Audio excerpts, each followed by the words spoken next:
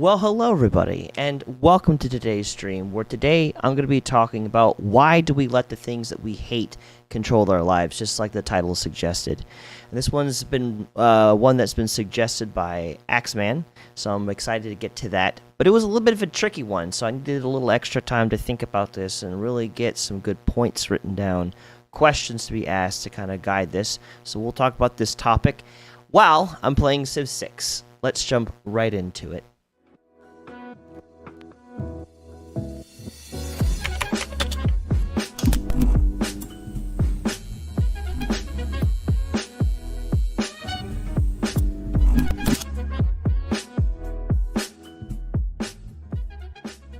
Well, welcome back to thoughtraid, a community about friends, gaming, and better ways of thinking. I'm Brandon, and today I really want to talk about the topic of why do we let the things that we hate control our lives. This one is pretty interesting to me, and again, it was suggested by Axeman, so thank you for this suggestion.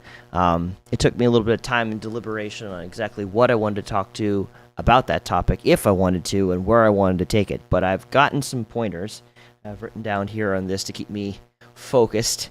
And I have some things that are on mine, but questions to be asked along the way, because while I can just straight up answer that question, I think I want to kind of walk us all through it who are interested in this topic. So if this topic is relatable to you, and you know there are things in your life that you hate, whether it's things that you do, or people in your life, or whatever, that is just hateful and it's controlling your life, and you're wondering why, this is for you. I want to engage you and specifically walk you through that process, as I've also had to walk myself through this process, and just kind of share what it is that I've learned. I hate the government.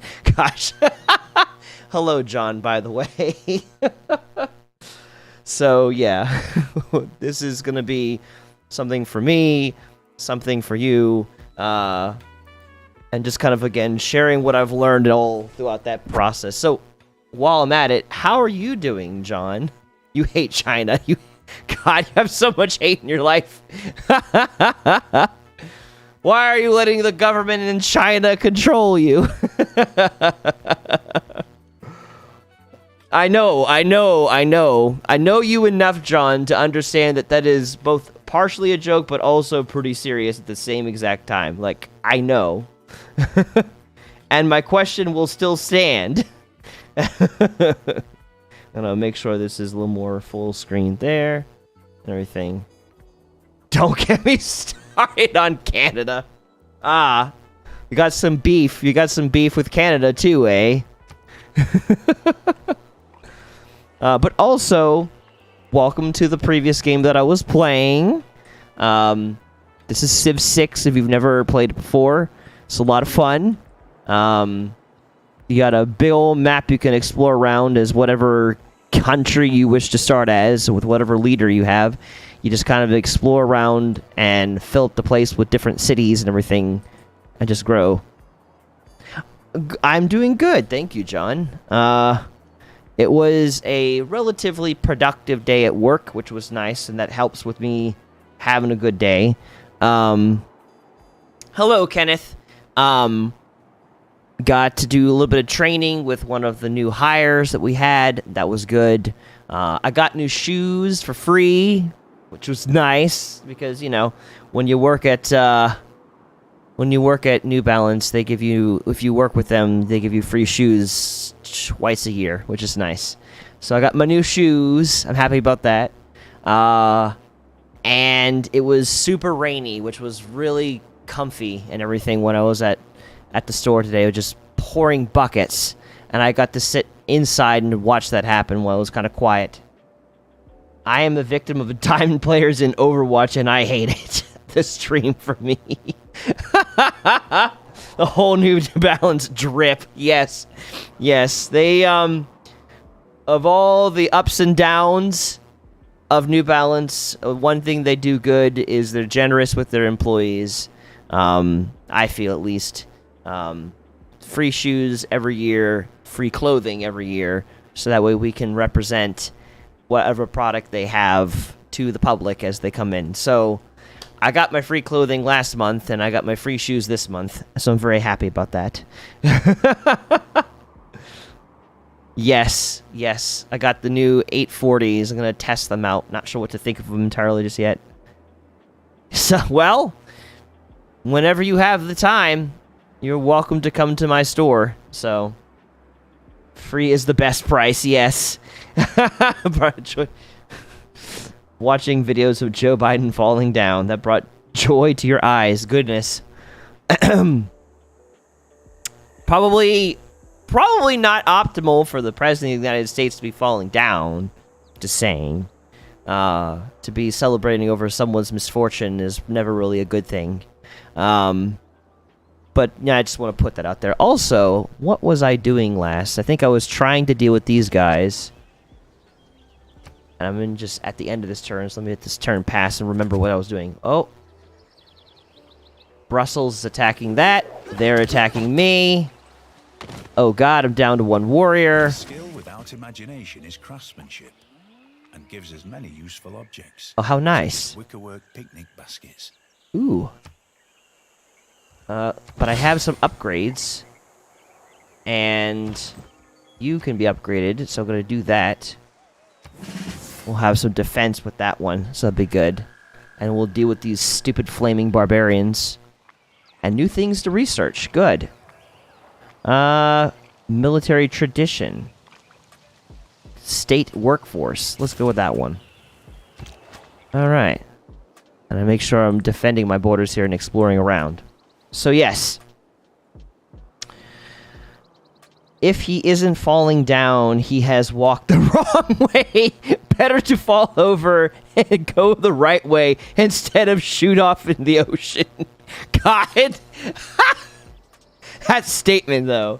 These YouTube shorts are out of control. I just watched a block of feta cheese have a C-section.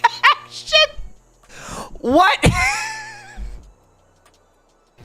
Literally, what the hell? What? A block of feta cheese have a C-section? What on earth is going on? I don't think you are lying, but I'm very confused and slightly concerned. Who is making these videos? Why would I want to watch a feta cheese have a C-section? What is happening? I'm not wrong. Biden is more lost than my Overwatch teammates. Wow.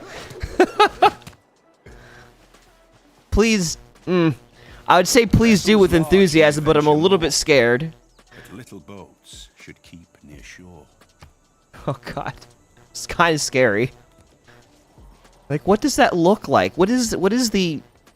I don't know.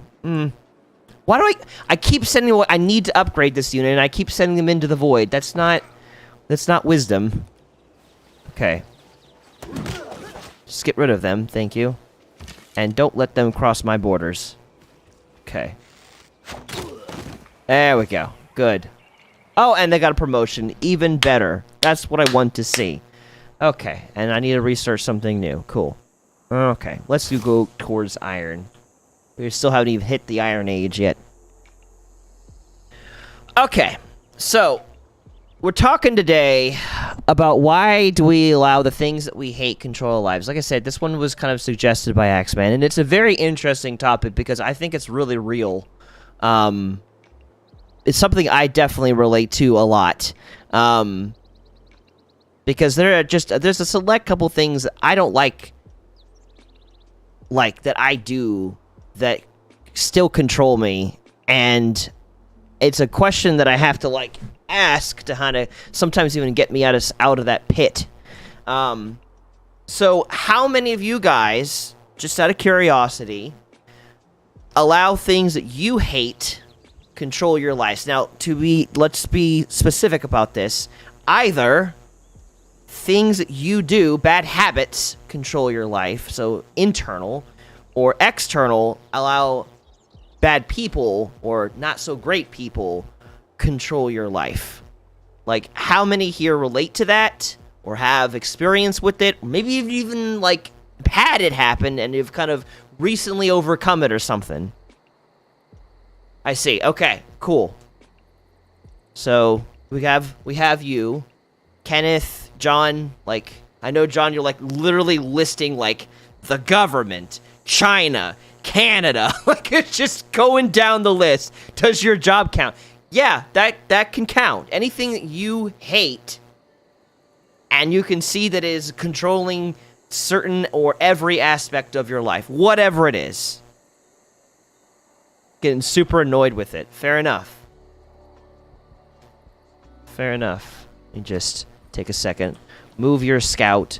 Plop down your city. Be annoying to me, please. Just do it.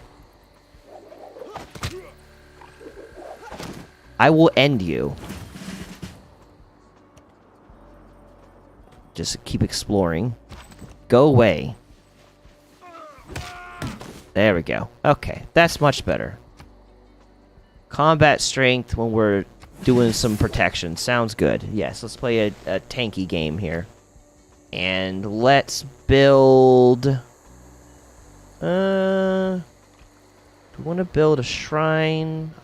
I do want to play a religion game. Or do I want to build something else? Like, something like this. That would be also useful. Ooh, I get a +3 over there by this mountain. Yes, don't mind if I do. Put down that university. Let's get some science up in here. Okay. Because we're training a bunch of new people. That could be pretty irritating. Also, stab wounds, they still hurt me a bit, but they control my life. They make me sleep on my side and not on my front. And I hate them. A lot of hate. Okay, good to know. Good to know. That kind of reminds me, the closest that I have to experience with that, and I don't have experience of being stabbed, so this is just a closest touch point, Hell Knight, and not a 1-to-1 ratio. But once in my life, when I was still in high school, I went to the mountains in Virginia, and wasn't thinking about, I'm closer to the sun. And I went swimming in a lake, and by the time we got done, hours later, just hanging out at this lake, I came back with a 2nd-degree sunburn. It was the most pain I have ever experienced in my life. It felt like I was sleeping on a hot oven, and the only place that I could sleep was on my side. I could not sleep on my back because it hurt too hard. Like, it was so bad. And it was stupid because I got terribly sunburned. Then we went to the beach, and I was already pre-burnt by the time we went to the beach. And I, like, most of the time at the beach, I was burned until, like, the very end. And then at the very end, it was wonderful because, like, I was peeling, like, I was, like, molting my skin, like I was becoming, I was a crab. And I was turning into new. I had never peeled so much skin in my life. It was great. That was fun. But the burning part was terrible. So my heart goes out to you with that. That's not fun. What I experienced, I imagine it's worse when you're actually cut into your flesh. Ugh. Okay, so my job, my mom, my parents in general, but I don't hate her or any of my parents, the government, toxic people, or friends. So a lot of things. Yeah, I got 2nd-degree sunburn out with my camera, and about 5 hours later, sheesh. Man. So, needless to say, most of you guys have had experience and or presently experiencing things controlling your lives that you hate. Various different things. Cool. So we have a mutual understanding on this. Don't have to, like, create a new concept here. Great. Cool. Makes sense. So I think the first step, whenever it comes to figuring out how to even handle that, I always like to go to the exact basics and work my way up from there. And the first thing to figure out is what it is specifically that you're hating. So we're like pinpointing certain things that we hate that are controlling our lives. Job, crazy girlfriend, work, which again, like, I guess Burger King, parents, or toxic relationships, the government asking this question, thinking about just the very basics, is there anything, if you sit there and think about it, that didn't immediately come to mind that you hate? Like is there anything that you like, maybe just sitting here thinking about this, like, now that you mentioned this, while I'm thinking about it, this also is something that I really hate. That's kind of, I recognize as controlling your lives. And when I say controlling your lives, I mean something that you recognize that, like, it is literally impeding you from being able to do the things you either know you should be doing or really want to be doing that's not really bad. So, like, for instance, like, let's say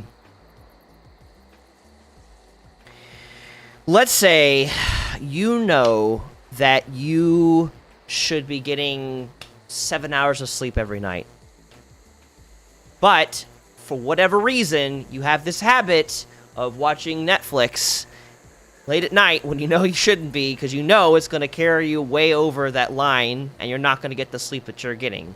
So something that, like, this is something that is controlling your life. Or, like, in my instance, like, you know, me with porn. That's something that I know is something that I hate, but I deal with it, and it's definitely in the way of me living the best life that I possibly could. Something of that nature. Or something like you are aware that you need to be growing in a particular direction, but you've got someone in your life that is just constantly enticing you to do things that you shouldn't do, or is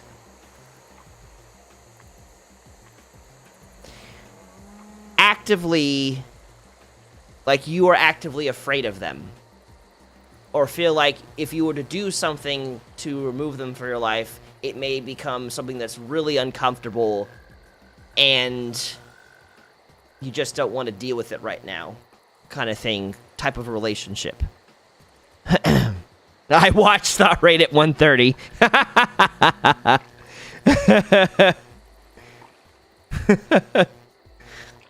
So fair enough. Zap! Hello! Welcome.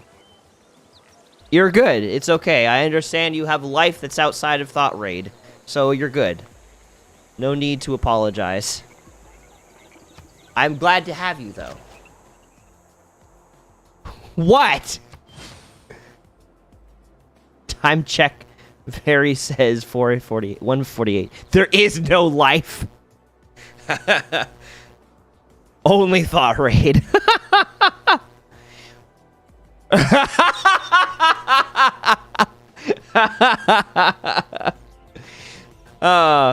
But no, so welcome. As you can tell by the title of today's app, we're talking about why do we let the things we hate control our lives? And the question that I've been asking is, what are the things that you know are, like, the things that you hate, either things that you hate that you do, or things that are happening to you, like people that are, like, externally that you hate, that are controlling your lives, like things you recognize, this person is impeding me from growth. I'm either too afraid to face them, or I just exhausted thinking about confrontation with them, or just an activity that you do that you like, you recognize, I really don't like what I'm doing here, but I keep doing it for some reason. Like, that's what I'm talking about in this moment. Anything coming to mind? Or do you even relate to that, for that matter?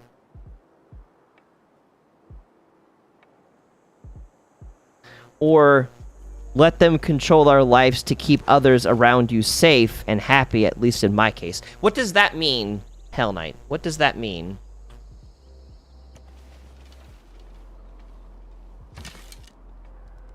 Heal. Recover, please. And you...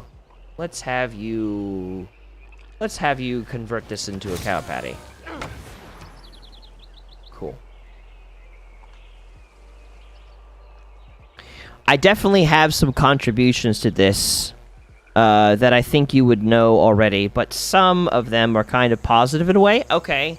So things that you hate that you are allowing to control your life in a positive way. So something that like you really don't like, but you still keep it in your life because you know it produces a positive result. That's also very valid. I'm open to hearing that as well, because that's something really to touch on as well.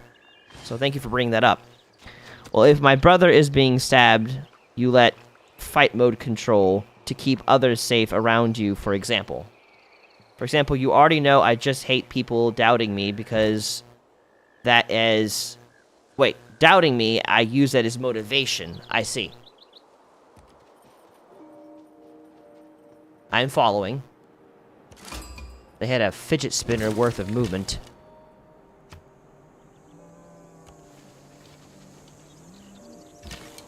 Doubt. So like stuff like that. Well, I will say though,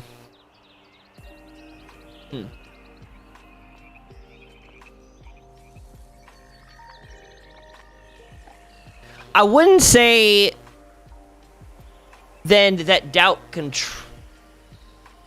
I don't know if I would jump to say that doubt controls your life. So like this is something that you hate that is like dictating your actions. You wouldn't do this if this wasn't present. In this case, it sounds like you're using doubt as a way to empower your life. Unless it's a situation where it's like, if anyone were to doubt you in the slightest, then you feel like you have to do a thing because if you don't, then they win or something like that. Score, I get that I hate being doubted or people thinking I am weak and can control me. I think I just misunderstood it a bit. Well, but no, I mean, like, it's still fair in a way because, like, part of what I want to talk about is, like, some things that control our lives may not turn out to be a bad thing. It's our perception of it that is incorrect. So, like, it's not far off on that, Zap. To be fair. So, like, you're on the right path, I'd say. And... yeah, let's do silk. That sounds a good idea.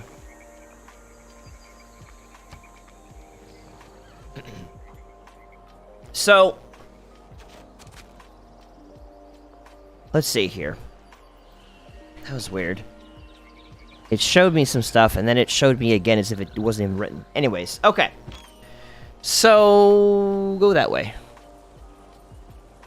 So, when you're trying to figure out... well, let's see here. So things... let's see. So, things that you hate... that have impact on my life because I hate them. So, like, okay, so what I'm talking about at this moment is things, it could be either habits in your life that control you that you hate, but you still do them anyways. So it could be that, or it could be people in your life that you hate, that, like, or really dislike, that, or things that are in your life that you, for some reason, can't bear yourself to get rid of, despite how much you don't like it, that then control and dictate your actions. Like, if this thing were to be removed, you would be more free to do other things, kind of thing. Does that make sense?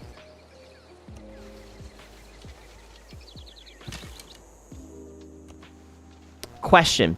If you are a woman who is alcoholic and aggressive, yet will and has saved your life and does clearly care about you, do you break up or stay with her? I'm at a loss. That is... that is not an easy answer. Because there's some really good things in that, and there is also some really bad things in that too. I think it's going to greatly depend, and that's something that's something we're going to have to break down bit by bit. I can't give you like an immediate answer on that one, but I am willing to talk about that. I think procrastination, obviously, something like that for me, but I have been trying to work on it. So yeah, procrastination. I feel like that is a valid thing, a list of things you would hate. habits that you hate that still you do despite how much it's controlling your actions. So that one's a really good one. That's a really good example. Since hell you are like 5 hours ahead of us at least, I want to break down your question really quick, so we can kind of get to the root of an answer. So breaking it down, your girlfriend is alcoholic and aggressive, but she saved your life and clearly cares with you. My question, to begin to kind of break that down, is what sort of conversations have you had with her about this problem that she's having, the alcoholism and with the anger issues or the aggressive issues? Like, what sort of conversations have you had? Have you confronted her about that? Have you confronted her about that patiently, or was it in some sort of accusatory way? Like, how have you bridged that conversation with her? Zap says, also, in my opinion, Hell Knight, I think the best option would be to try to work through it with her. If she is willing to get help and you are willing to help her, it's worth a shot. Then again, you would need more more context before coming to a proper... Yes. So yeah. Starting with the question, I haven't. We understand she drinks and I fight, we both have issues. I don't fight with each other's. Okay.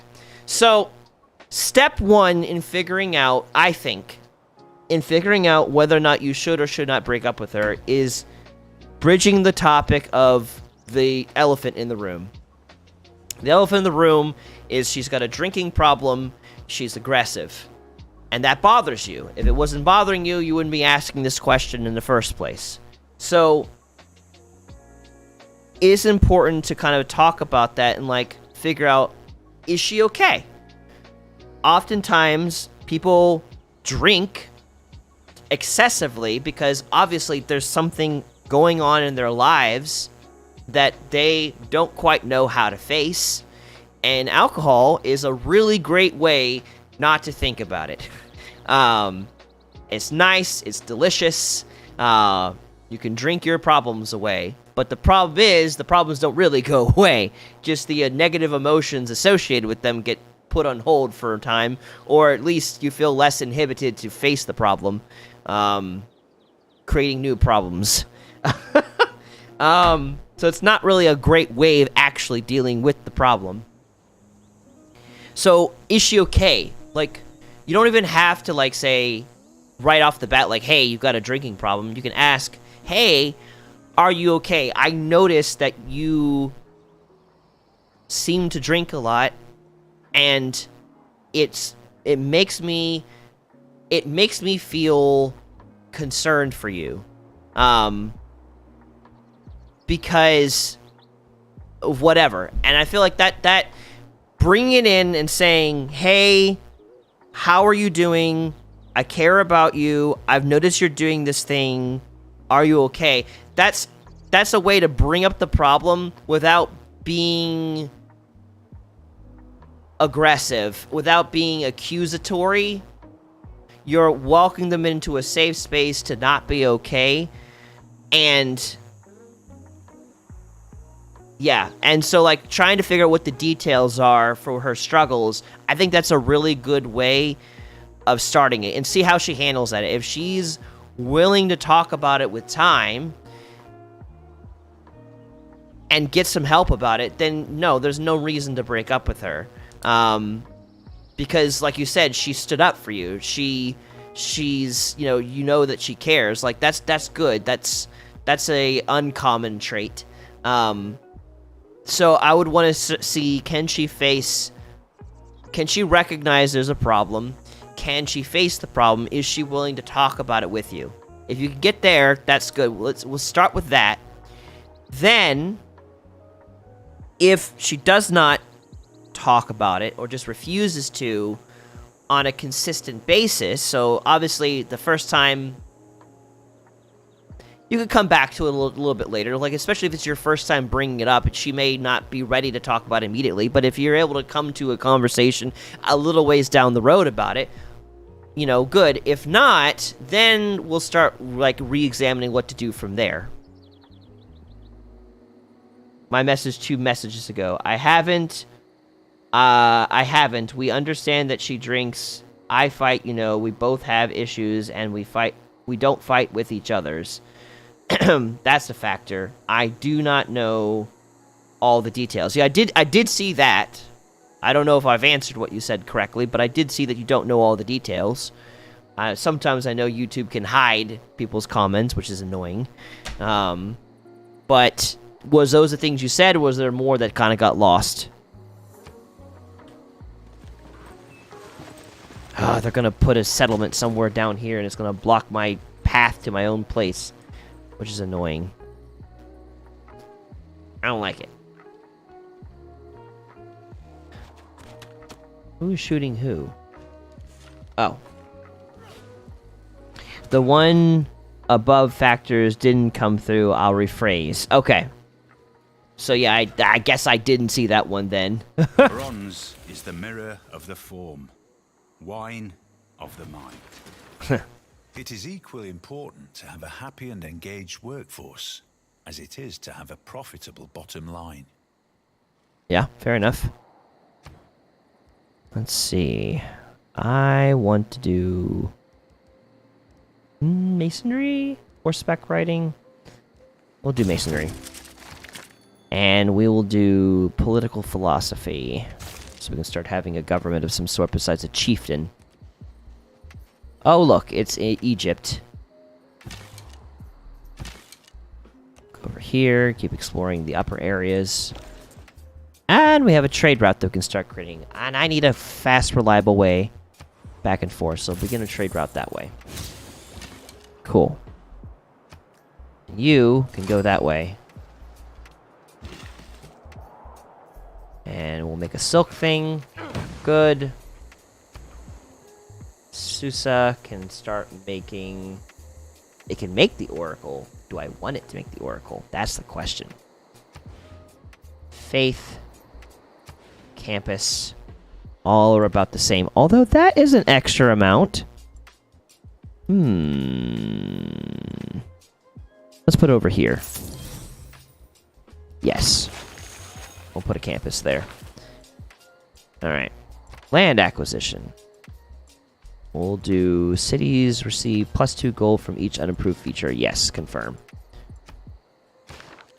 Alright. So, let's catch up with what you're saying here. Her sister, a couple days ago, got raped? Graped. I'm thinking you meant to say raped. Then found dead. Wow. But everyone around her just wanted to use her, so I let her live under the roof, and now about 4 to 5 months later, we are together. As I said, I don't know all the details about what happened. That too, though. Okay. What do you do? What to do when you feel like people are controlling your life? When you want to be your own person. Okay, so we'll get to that. I'm gonna jump back to what you said, John. I want to answer that. That's a lot. That's a lot for one person to have to handle. Like, that would make anyone borderline like insane. Having to just lose a sister to that, and then having her go through that, like that explains a good deal of where the craziness is coming from.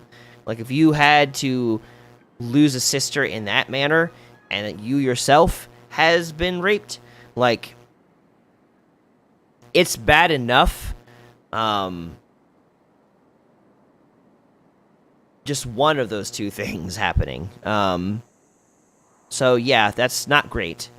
So that is why she drinks and nearly killed herself when I got stabbed. Yeah.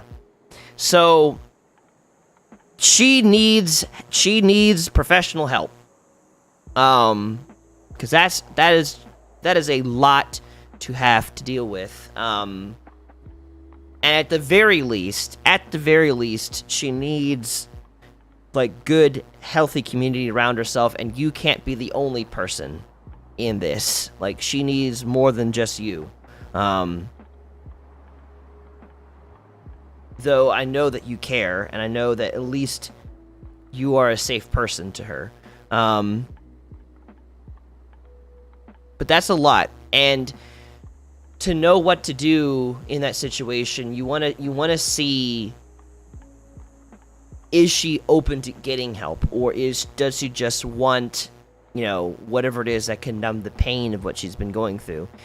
If you have her in your life and she just only wants to numb the pain and doesn't want to face it and work through it, yeah, that's someone that may not be best, because that will bring you down with them.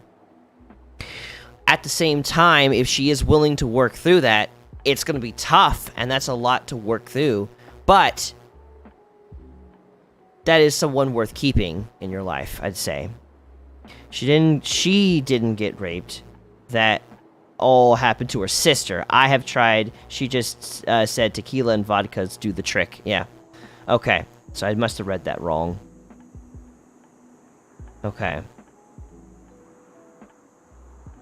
Okay. But I don't want to leave her homeless and alone. Well, fair enough. I mean, I wouldn't want her to be homeless and alone any more than you would in this case. Probably you would want her to be not to be homeless more than me, because you know her, granted, but still. There are still ways, like, if she's not willing to work through those sort of things, there are still ways you can be working to help find her a place, though, that's not with you, if she's not willing to work with herself. Granted, I will say, I don't think it's wise for someone who's not married to be living together, though. I'm just going to put that out there. Like, I'm pretty big on that with what the Bible says against the potentiality of fornication. But I understand that this is a messy situation to begin with anyways. But let's just start with this.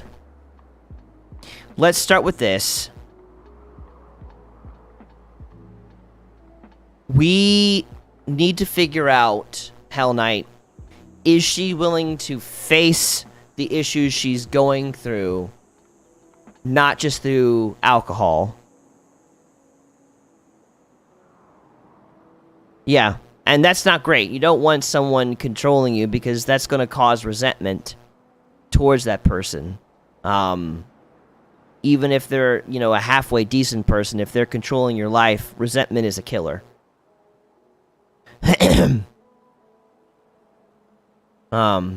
And allowing someone to control you is a way of enabling them to never grow. So that's not good. It's not healthy for her. It's not healthy for you.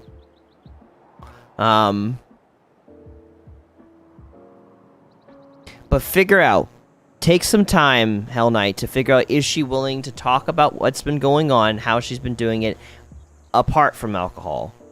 To work through that when she feels stressed, when she feels weary from life and everything, if she's willing to talk about it and work through it. But doesn't want to get help, and just told me, if I get too bad, just kick me out. I don't want to ruin you. Wait. I don't know, is she saying that to you? Are you saying that to her? What's going on here?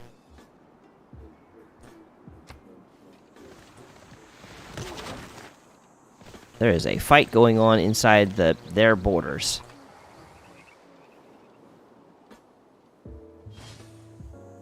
She said that to me. Okay.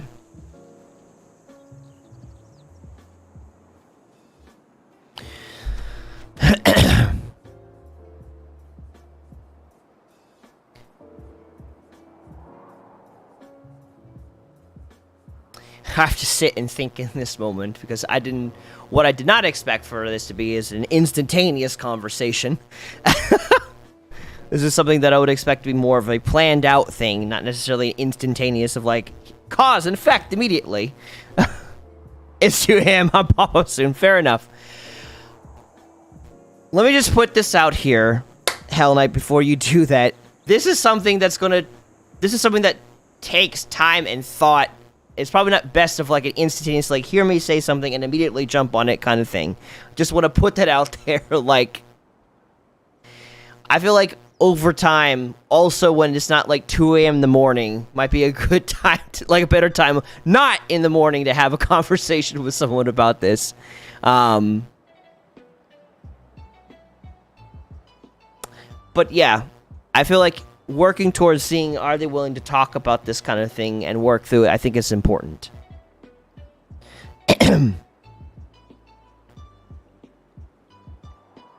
Exactly like my previous one, and it's scary. And that's the thing. That's a thing related to the topic. That's why I bring it up. Okay. Wait. Okay, let me get on page with this, Hell Knight. Are you saying, like, you're asking me these questions and then immediately applying them, or is this something that's like, this just happened and that's why you came onto the stream? Give me context, because it's the way you just described it. It's like, here's what you should do, and then you're like, immediately do it. I'm just like, oh god. Like, I was expecting for like thought to be had about it, not just immediately jumping right to it. Alpine training. Interesting. I didn't know that was a thing.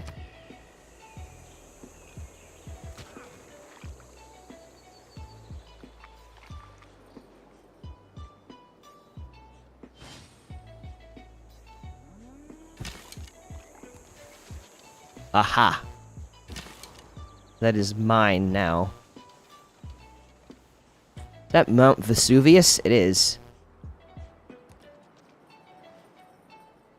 Go that way.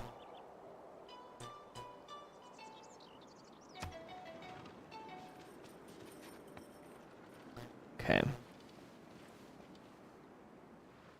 Oh. A flood has happened. How unfortunate for them. Okay. And then I had something good happen, apparently. Walking the quads and lingering outside classrooms, the campus of near Drymore, you can hear scholars debate the ideas that will change the world. Oh, that's nice. So now that's completely finished. Okay. And I think now it probably be the time for another settler. We'll do that. I'm gonna get rid of you, so you don't become a problem to me later.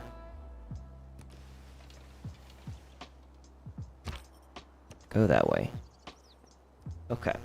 Now, just getting an outside perspective, like I am 15, soon 16 this July, so I wanted to ask someone who knows a bit more. You know, there is always fun stuff happening in my life. I believe it! You definitely seem to be an interesting man. So yeah, that being said, okay, cool. So I'm glad this is not like, here's what you should do, and just immediately do it. I'm like, oh god, like, yes, these are the recommendations, but I would be best with thought, taking time, walking into them, not just like immediately turning around and doing those things. So good to know. Good to know. Also, happy early birthday, Hell Knight. I'm excited when we get to your birthday. We should celebrate it. That'd be good. So yeah.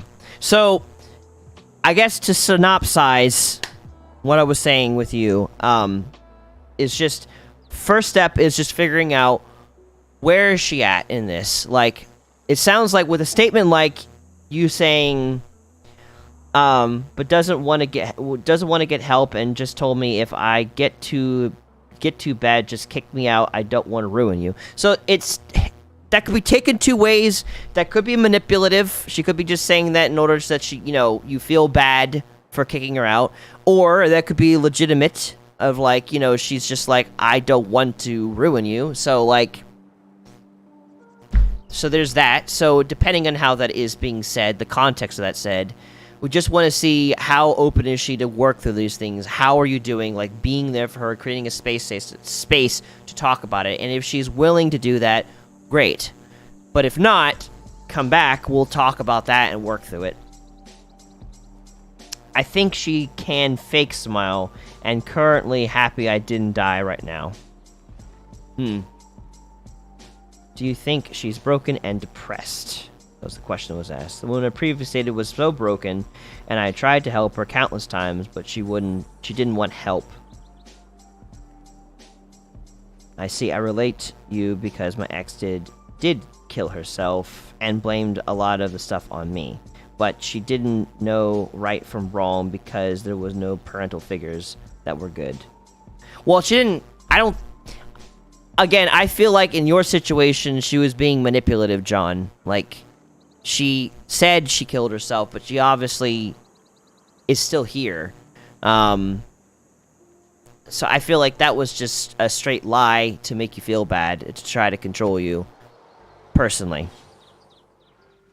Oh, another river is flooding. Okay. That's what she claims, but that's a big claim. Wasteful war shall statues overturn, and broils root out the work of masonry. So you know for a fact, but were you like, you have like the death note from the doctor directly? Like, were you there and witnessed her dying? Or is it just by hearsay? So you contact the hospital when she was there. Okay. So that's a bit different. That's something you didn't explain beforehand.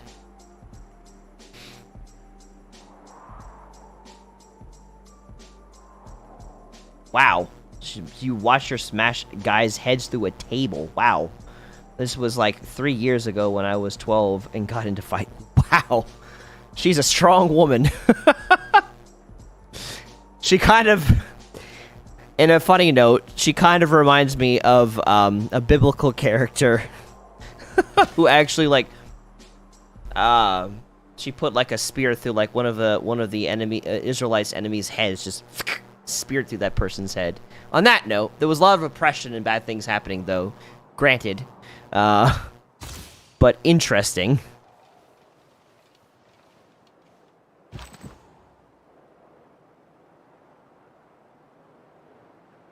Okay, so she was in the hospital, but they wouldn't tell you anything. It was the worst day. You remember throwing up. So they didn't say she died though. They just said you just knew that she was in the hospital and they wouldn't tell you anything.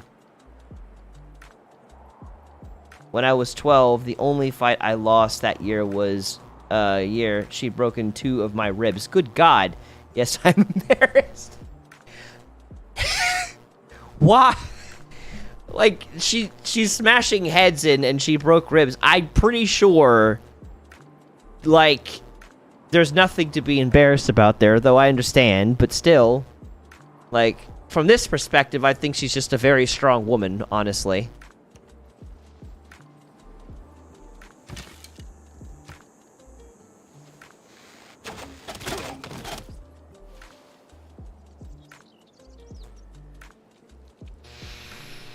Okay, but pausing real quick, I know for a fact because I felt it. Well, that feeling it and actually witnessing it or hearing about it are 2 different things, John. Like, this is not apples to apples. Like, we can feel a lot of things, but we don't live our lives by our feelings. She has only been stabbed once, so I beat her in that. I see.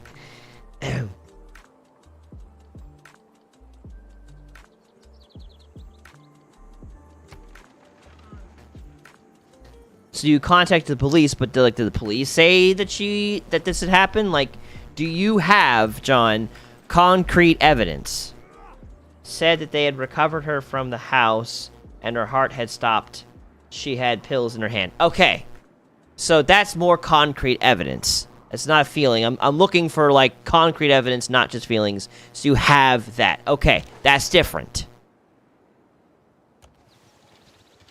Okay. Well, that's really tough. my heart goes out to you on that one.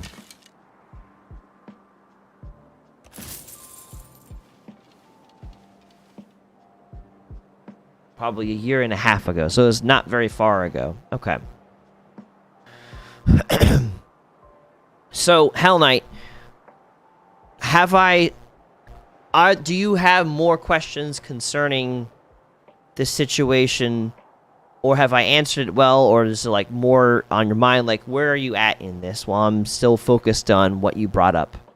She was the one who saved my brother while I got stabbed, but then I got 2 of them, and she got the last one. So she ended up getting stabbed as well, I see.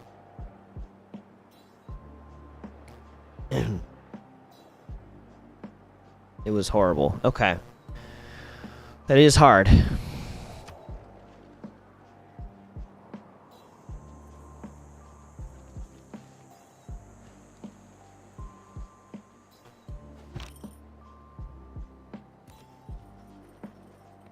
Oh, hello. There are barbarians over here with arrows.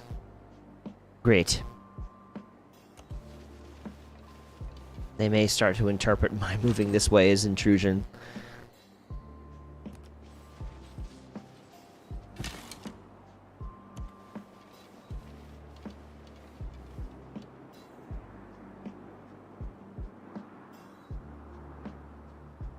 Trauma depleted? I'm confused on what to do, honestly, because she is helpful, and I don't know if I love her, feel bad for her, just want to care for her, and how and what I should do. I am 15, never felt like this before. I mean, it could be a whole bunch of the medley of things of, like, you know, someone who stands up for you and, like, would take a stab wound for you. That's a huge thing. Like, that's... Bible talks about there's no better love than to lay one's life down for another. Like, the Bible commemorates? Exonerates? I can't think of the exact word. But it's big. Like, the highest love in the Bible is the willingness to lay down your life for someone else. Like, there's no greater love than that. So that's not nothing. So, fair. Like, that's pretty big. And you might also feel all those other things because, you know, feeling bad for her. Like, she's been through a lot, and she's witnessed a lot. So, yes, that would definitely cause compassion and or pity. I just want to care for her. And I think all of that is relatively... All those emotions could be valid all at once. Like, it's not just one or the other. Like, that feels like an all of the above type of thing. So, yeah, the situation you're in is not simple. And there's no way to, like, simplify it in this situation.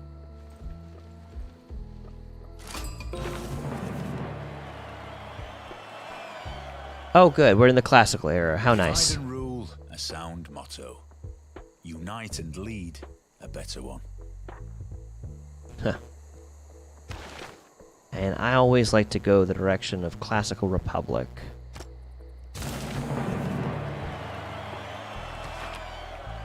Which then allows me to add more stuff. Let's give myself the ability to get that. No. I want to rush to get a great profit, so we'll let that happen. And we'll do that. Confirm. Yes.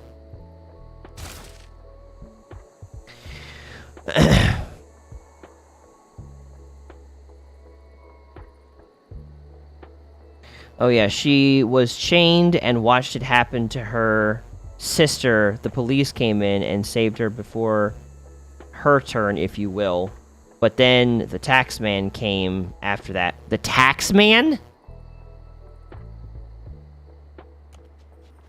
And just after that, after she moved in, I was in the hospital pretty much. Okay.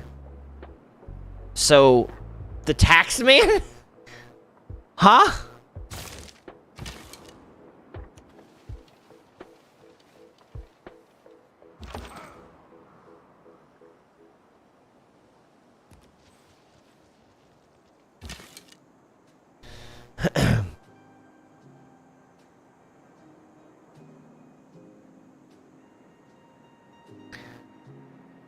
A person who wanted money from the house they are renting is what I'm trying to say. Okay. Okay, so it's not literally a tax collector. I guess you could say then more of like like a landowner, maybe? Landlord? Is that more correct? And that's a lot, John, too. Reading what you're saying with what happened to her. Weirdo. A person who wanted money for the house they are renting. Person who wanted money for the house. Did they own the house? Wait, no, because I guess a landowner would be someone, or a landlord would be someone who owns it. The way you said it didn't sound like they owned it. It makes it sound like they just simply wanted the land. No, they were renting. Well, I mean, your girlfriend was renting, but like this person, this tax collector, did they own it or were they just renting it? I also had another ex who got kidnapped and raped, but we're not going there. Good lord. Twice in your life. That is a lot.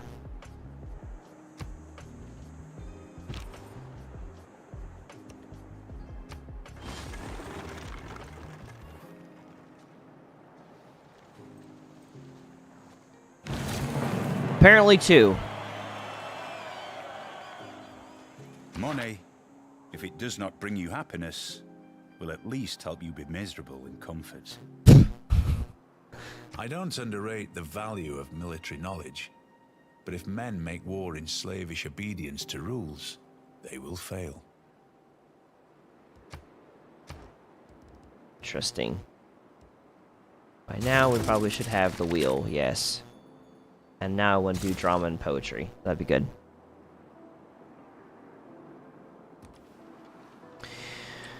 Okay.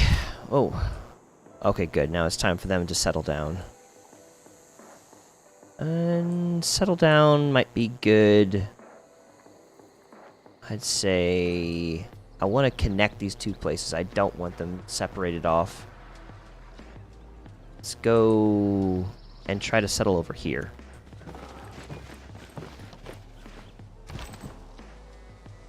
There. Up here. Do I want the oracle? Yeah, we'll put the oracle there. Yes. Cool.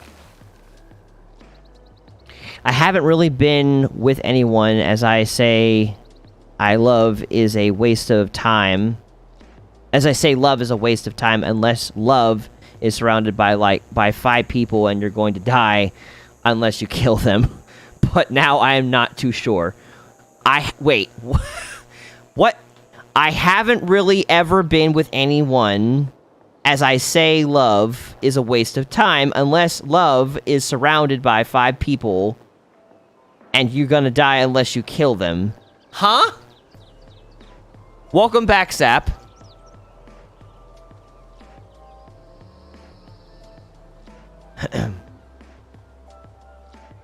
The ex's sister was murdered. Her name was Nubia Barahona. Interesting. True love is being surrounded by 5 people you have to kill, or they're going to kill you? What? I'm not following. I'm not quite following, Hell Knight. I don't think that's love. I think that's survive or die. That's something different. You missed a in-depth conversation about some difficult stuff we're going through on both Hell Knight and John's side. But I haven't been convicted with anything because the judicial system freaking sucks. But they haven't been convicted. Nothing better than in a fight for your life, and the adrenaline gets me high, like I guess it feels so good. I'm not gonna lie. Well, sure, adrenaline feels good, but I wouldn't call that love, though. I just call that what it is, adrenaline.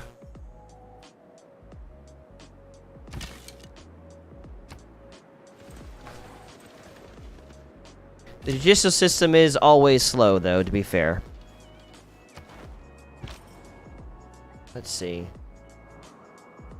What do you want from me? Send trade route. Send trade route. Who is more important that I have? Nazca. Let's go Nazca. Firm placement. Okay. Slow instead. Yeah. Usually. Love is adrenaline. Love can include adrenaline, but I wouldn't call love adrenaline, no. Because love is not a feeling. It can produce a feeling, but it's a decision that's made. In fact, that's a fair misnomer that should be addressed. Like, love really, it's not a feeling. It's a decision. It's an action. I didn't, and I still don't want to move out of fighting. Well, there are safe and appropriate places for fighting. Like, there are, like, I was gonna say WWE, but that's more like theatrical than it is actual fighting. There's, what is the other actual real fighting called? I forget what it's called. I don't remember what it's called. There is actual national wrestling that happens, and there is the military. You'll definitely get probably a decent amount of fighting that way.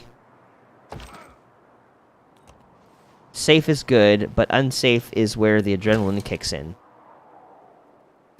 Well, the problem is, you can get addicted to adrenaline, and you can use it to not face your problems, and that's not good. Like, adrenaline is fine and all, and the power to you that you actively are able to enjoy it, and it's not something that's just a constant bad feeling for you. But it can also become an addiction, and then it can become a substitution for dealing with your own problems. And that's not good. Because you want to be able to face the things that make you angry properly and grow and work through your stuff.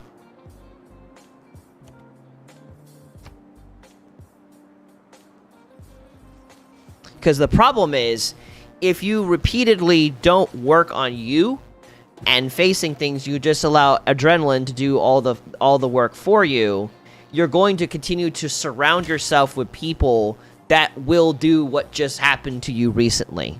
Like, you will end up in there again because you will be driven to, you and other people that are similar to you will be driven to places of high adrenaline.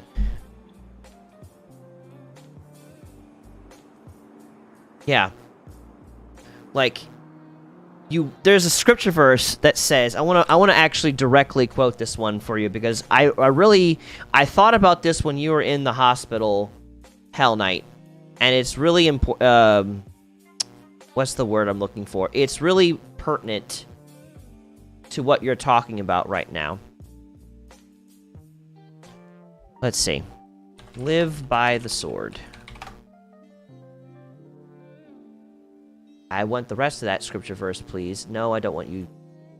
Die by the sword. Scripture. Yeah, that's what I'm looking for. Okay. Let's do the New Living Translation here.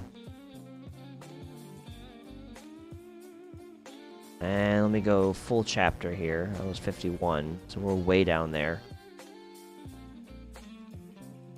Okay. So, alright. Hang out with me here for a second, Hell Knight. I want to show you something. So, you hear about this Jesus guy, okay? He had 12 disciples, this Jesus guy. And one of them, he knew from the beginning was going to betray him. Of his 12 disciples, Judas Iscariot was the man's name. He knew that that person was going to betray him.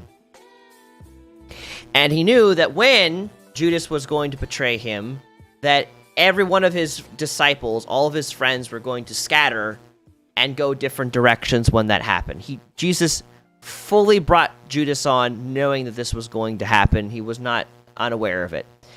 And so when the day came was late at night. Jesus was in a garden. He was praying because he knew his death was at hand. He knew that he was going to die on the cross and be blamed for things he never did and be persecuted for things that he was not responsible for.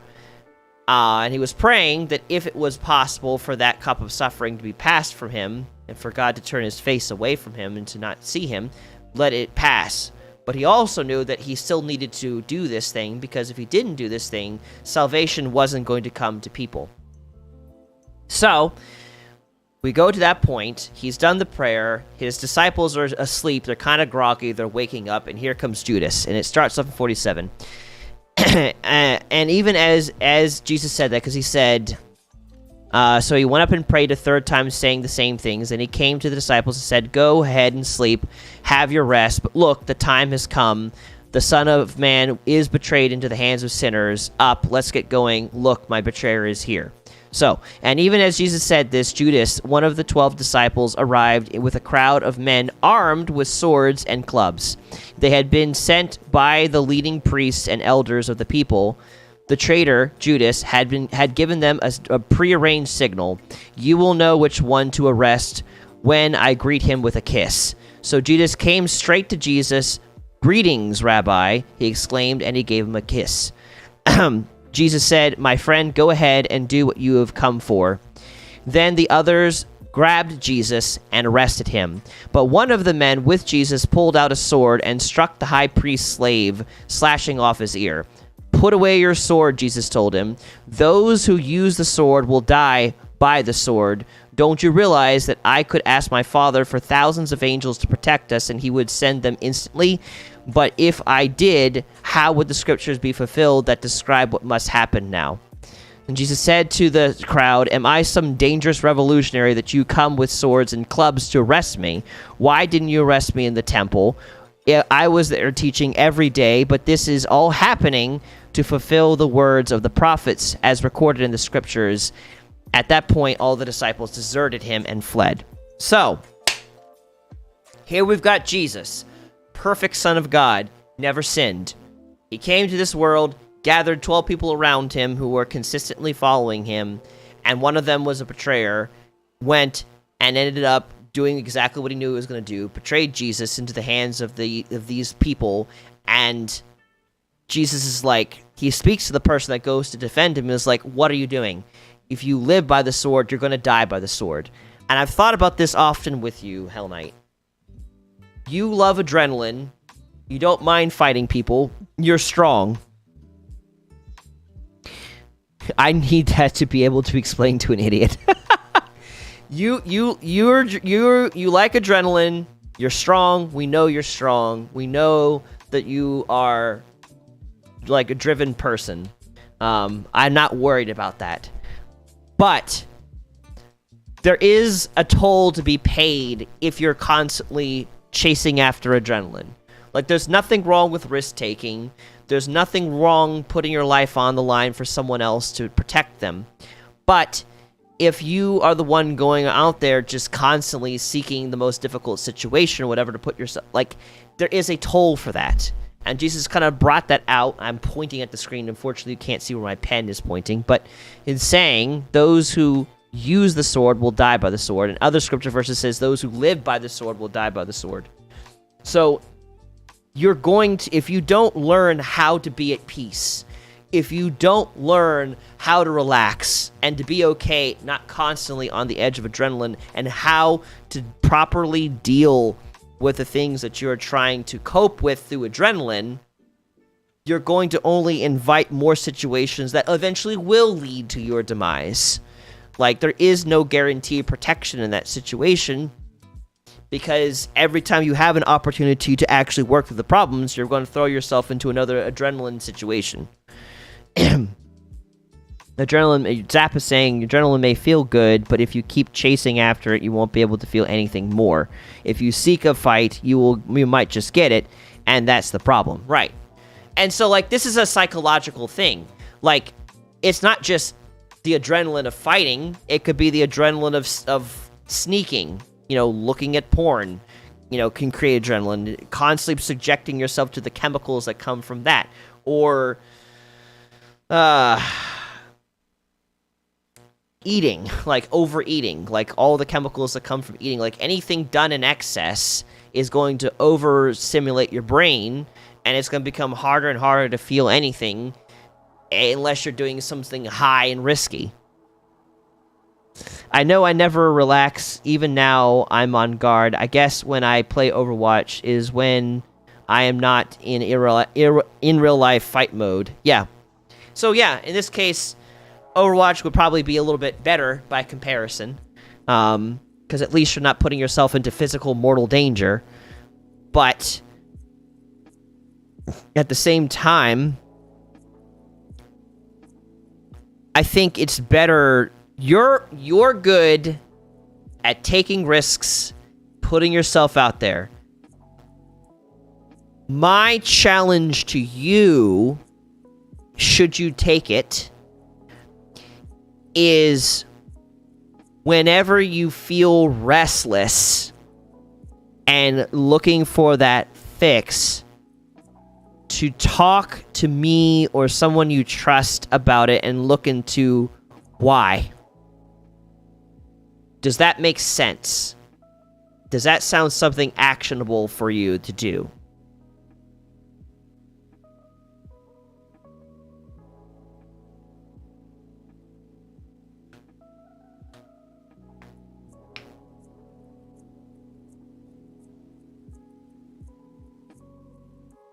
Also, this music. It is so nice. It is very chill. Well, yeah, okay, so to be fair, there'll be probably desynchronous conversation if you were to reach out to me directly.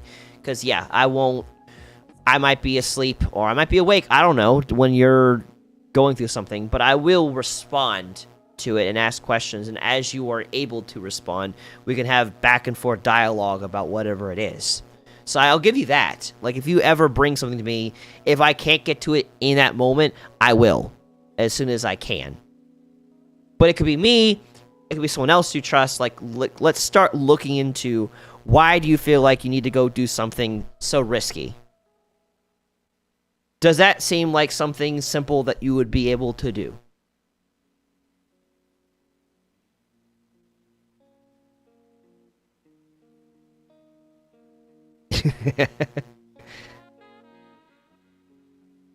Okay, cool. Well, that's fine. But what I said, does that sound something actionable to you, Hell Knight?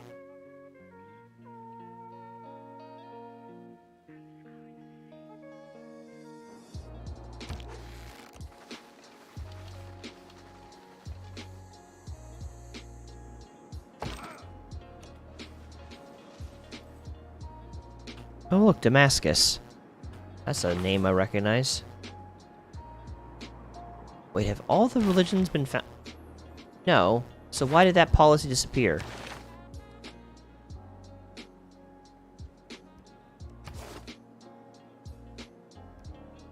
That's real dumb. I might be able to talk to someone. I will forget because my memory is terrible, but I'll give it a crack. Okay. Okay.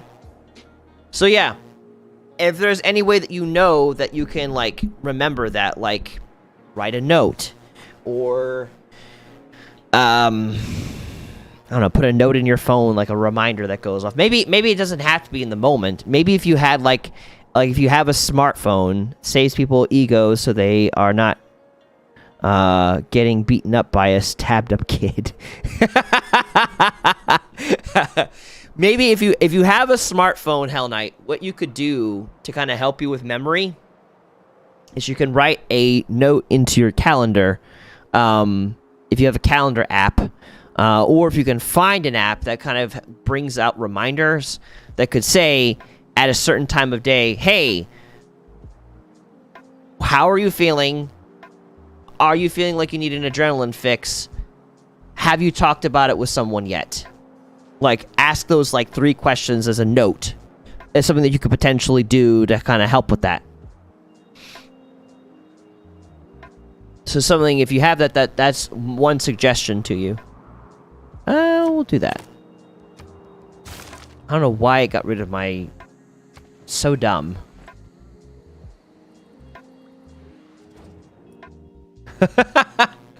Well, better late than never.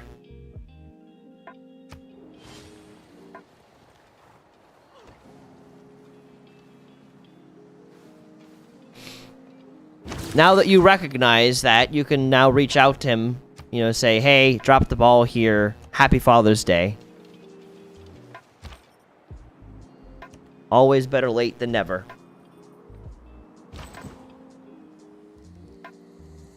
Okay. I don't want to remove the marsh necessarily. I can build it over here. There we go. And then you can go that way. You can go over here and explore that. Okay, cool. Oh, we'll go up that way just to see if there's any more that I can explore there. Okay, cool. So yeah, apps help, Hell Knight. Apps can help putting things down in your calendar, having it make up reminders to let you know. Some kind of sound or buzz or whatever can help with the memory. So not everything has to rest on your shoulders. Oh god. Please, barbarians, do not take my scout. Don't reinvent the wheel. Just realign it.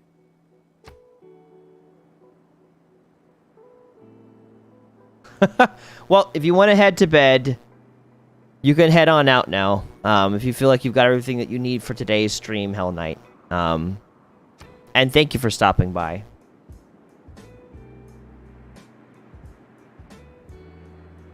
Yeah, I'll definitely return to that Zap. Well, that you could forget if you want to. So yeah, all right. Let me return to that. Oh god, there's a lot of those things near me. And I don't want you stealing my precious scouts. We'll put you right there. Oh, thank you. Thank you, I appreciate that. Okay. Okay, alright, well, fair enough. Fair enough. Alright, so I'm gonna... That being said, I will go back to the topic. So... Why do we do the things that we hate? First step is figuring out what is it that we hate, which we talked about. School, habits, procrastination, work, all that kind of stuff. I think that's the first step in figuring out why do we do what we hate, is what do we hate in the first place. From there, I think the next thing to do is why do we hate this thing? And kind of like looking into that and defining it, because if you don't know why you hate something, how are you going to even know what you should do with what it in the first place? How do you know if it's a good thing or a bad thing? So, let me ask you a question, Zap. Why do you hate procrastinating? What about procrastinating do you hate most when you procrastinate? Do you think I hate fighting or love it?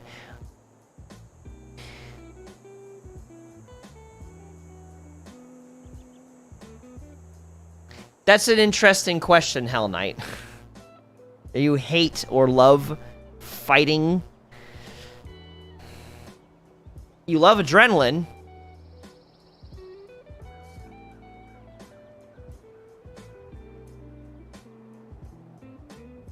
And I would say that you are more likely to get into fights than the average person does. So there's that. I feel like you would say that you love fighting.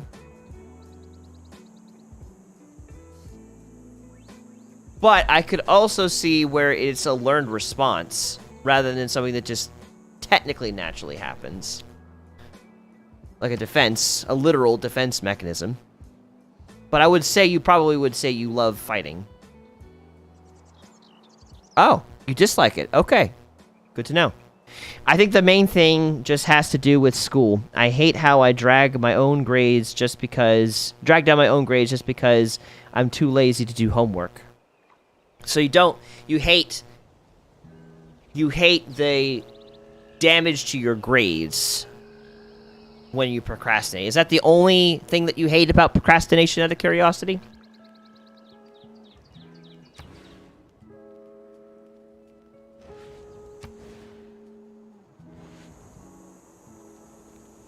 because that's the biggest issue with procrastination for me. Lesser grades. Okay?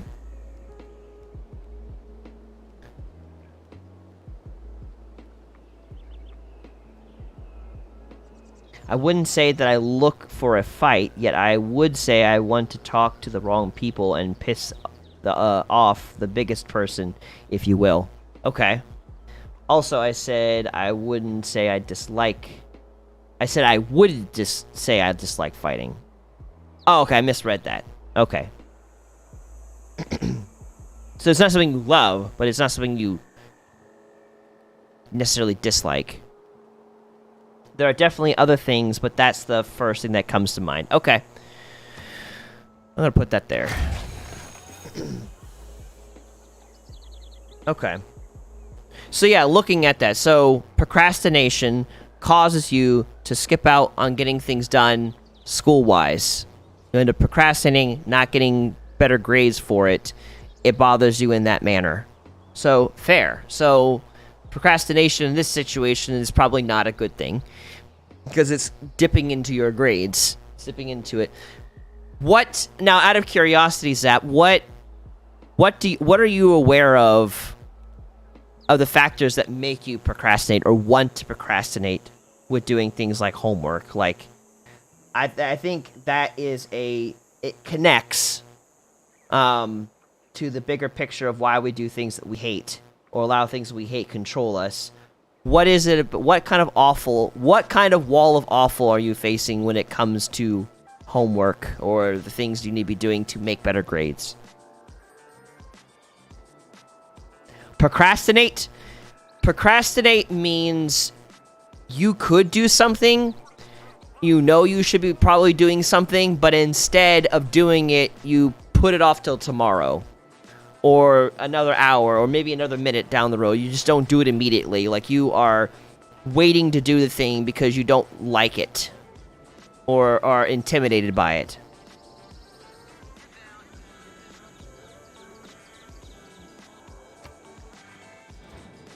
Like cleaning your room, yes. If you do not like cleaning your room and you don't want to do it, you will procrastinate instead of doing that. So instead, also procrastination means you will do other things beside the thing you know you should be doing. That's also an aspect of procrastination, is like doing something else. So, instead of cleaning your room, instead you may play a video game, for instance.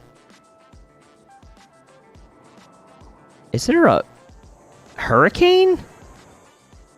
Like a cold hurricane? Hello.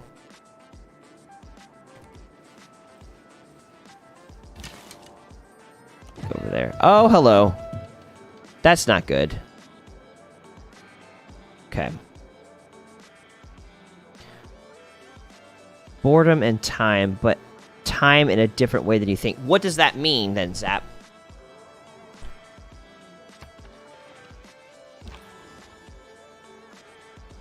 Related to no clean, instead video game, yes. Boredom, obviously, because it's always schoolwork that I find unnecessarily complicated. So I'm just like, missing one assignment isn't a big deal. So, if you feel like the things you're given homework about is something that's not, like, necessary, like, it's like, you already know what the answer is, it's, you know, not really helping you specifically. Am I understanding what you're saying correctly? Am I picking up what you're putting down? Please don't kill my barbarians. Or my, archers.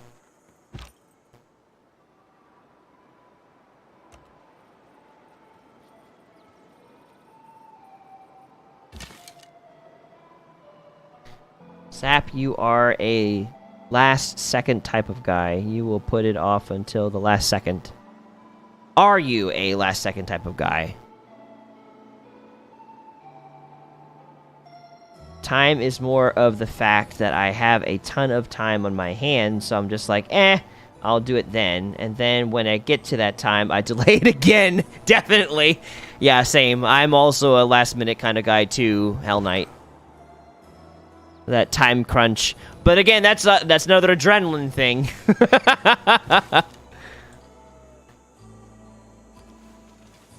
I haven't done a school project unless it was due the next day. Yeah. Yeah, believe it or not, that's another adrenaline-related thing. That's how I work best. Last minute. Last minute is the minute. Yeah. I relate to that, though. That's why I'm having so much time as an issue. So, to be... It's like, let's go, adrenaline on top. Yeah. So, is it like... I want to clarify, like, make some... Oh, calm down. Okay, Egypt. Thank you. Goodbye. I don't feel pressure to actually do it. So, just as a clarifying question here, does any part of the homework make you anxious, and therefore you don't want to do it because you're concerned of failing? Is that a thing at all?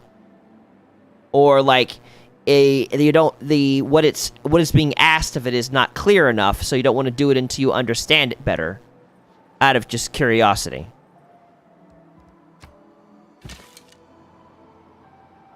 It's only 2:57 to time stop. Not really, honestly, but sometimes. She disrespects your family name. Okay, I don't think I have ever done homework or stayed in an after school. You know, you've never done... I don't think I've ever done homework or stayed in after school. Jeez. I'm really concerned with the amount of archers that are coming my direction. I wonder if they're planning to attack me. Oh, Egypt. You sly piece of crap. Okay.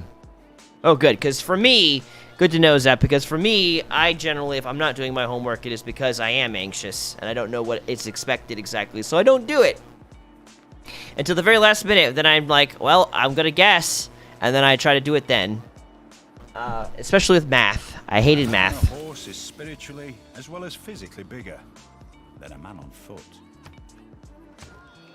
In specific cases, there are assignments that are just super confusing, but I'm just not bothered enough to ask about it. To keep my school, got a magic finger and the ability to walk. What they are going to do to keep my school? I got a magic finger and the ability to walk. Math is easy for me. Well, that's nice. Dirty Norman, not me.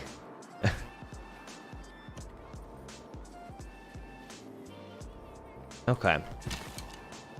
I'm gonna go this way. I'm concerned you're planning something. And I don't like it.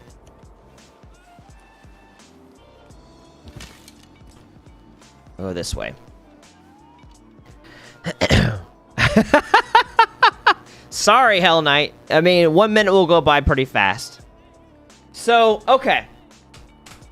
So, everything else would be easy, too, if I didn't procrastinate so much. Well, yes. So... figuring out what it is specifically that you hate. You know, we want to know is what you're doing truly bad, kind of thing. Like figuring that out. Good night, Hell Knight. You want to kind of look into it, like, what is it them specifically hating? Like, and is this thing truly a bad thing? Obviously, in this case, procrastination isn't good because it's making your grades diminish, and you're not, you know, doing what you're supposed to be doing, so it's affecting you in that way. At the end of the day, the grading system, I feel like, is not very optimal anyways. It's not really a true representation of how much of a person can know, I think. Because, like, well, first of all, it's probably very difficult to capture every person's learning style, because we all learn differently. And not everything we learn in school is going to be applicable in every area of our lives. I think school is really good with giving a structure of what to expect on the general workday.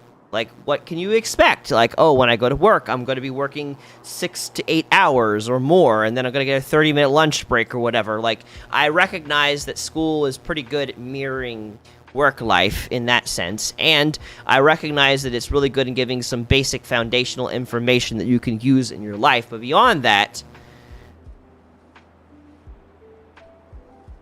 stressing to the point where you're having to get, like, A's all the time, I don't know, personally, I don't know how important that is, as long as you are learning and you are retaining the information, and it is relevant. It's just doing long assignments that I hate. Fair enough.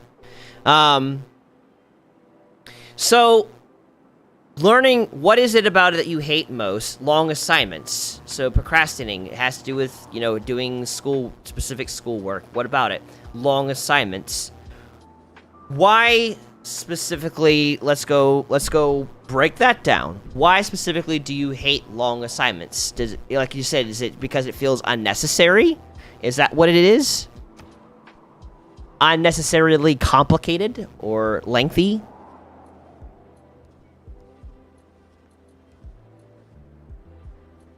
Okay. What do you think you should be doing? Like, if you were given the option to not do that and to do something else entirely, what do you think you should be doing with all this with these long projects instead, or whatever? Let's do ironworks. Tests. Why do you think that? Because tests are easy for me. Why do you think that tests would be more important than the projects themselves, especially when they get long?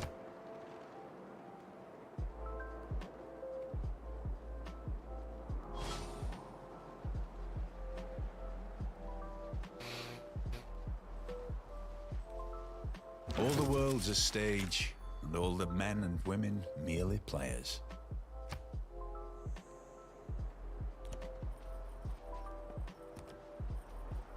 Oh, they're building close to me. And they're bringing Protestantism. Because I know the stuff, and they're typically a lot shorter and could cover the topic better. So, okay, but what do you think you should instead be doing with this time? Okay, say tests, cool, but like... Hey, Jeremy. Assignments just feel randomly specific. Well, welcome. I can recap some things, of course. Let's go that route.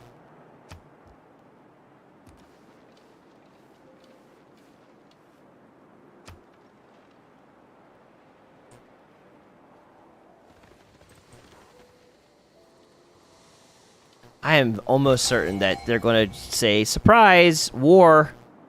I'm fairly certain they're planning that on me.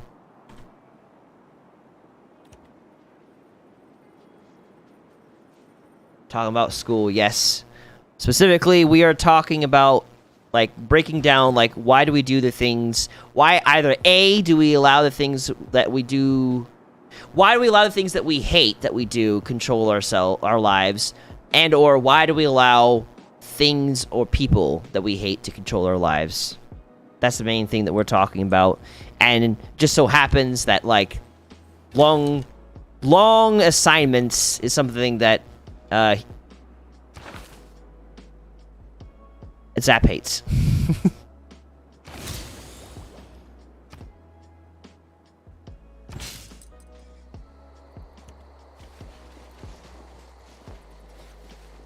Sorry about the long assignments suck. I'm probably going to be joining that myself soon. But yeah, I've been asking the question to Zap specifically, like, what does he think you should be doing instead? And he said testing, so that was one thing. But I feel like going deeper.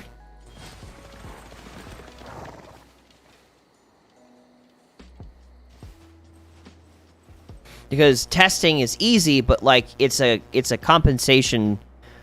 It's still more to that, I feel.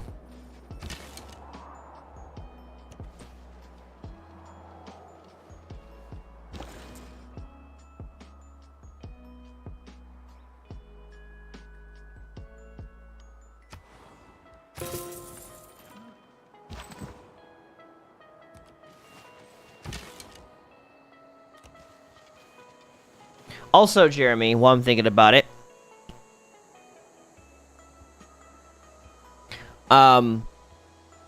do you relate to this topic? Are there things in your life that you do or things over your life externally that you hate that are controlling your life?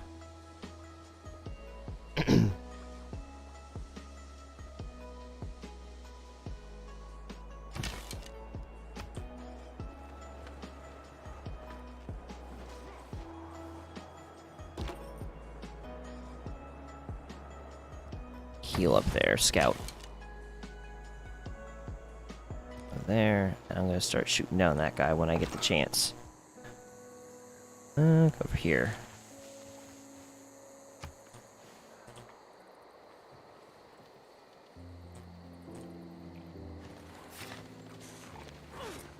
There we go. Okay.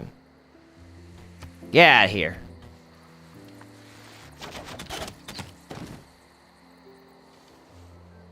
Tests are literally tests off of of how much you understand a certain subject.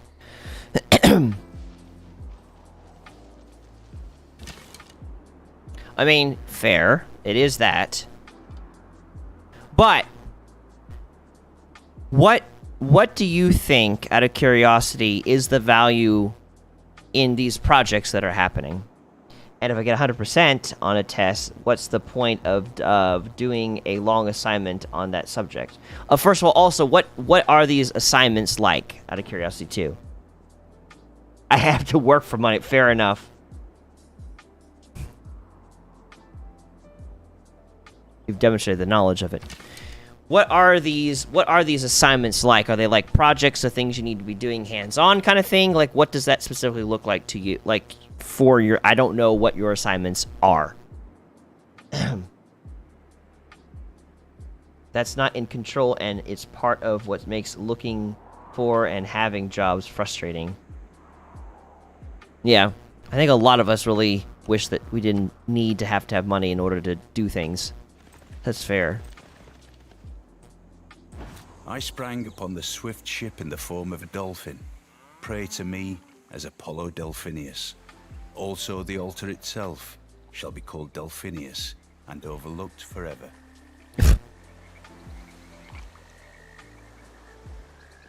And now I have The Lord that. made us all out of iron.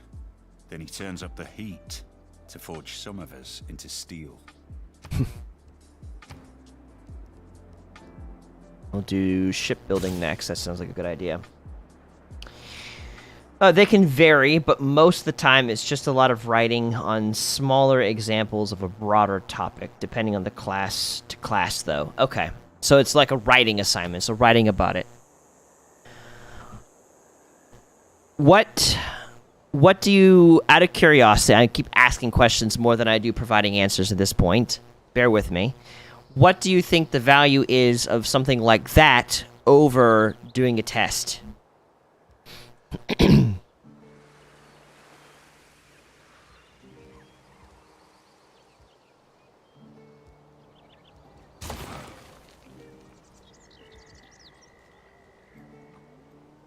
That's accurate, but slightly flawed. Doing the assignments will help you keep up your grades up. Even if you don't plan on doing college now, that can change in the future, at least in my experience. I want to purchase a worker. And increase my stronghold with these guys, which I can't because Cleopatra is being a butt.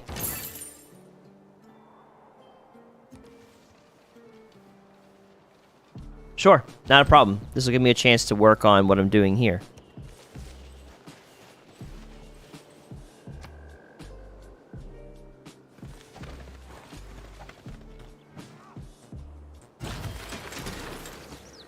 Give me that iron. I need this iron.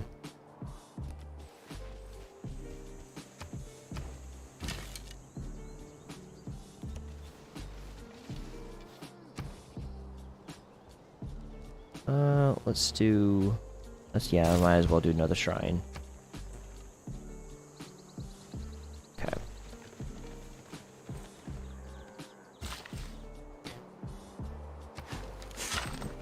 So, while you're thinking, Zap, one of the things that we were talking about is what is it that we hate that we're either doing or is happening to us that we're still allowing to control our lives. So you're talking about having a job, needing a job for money.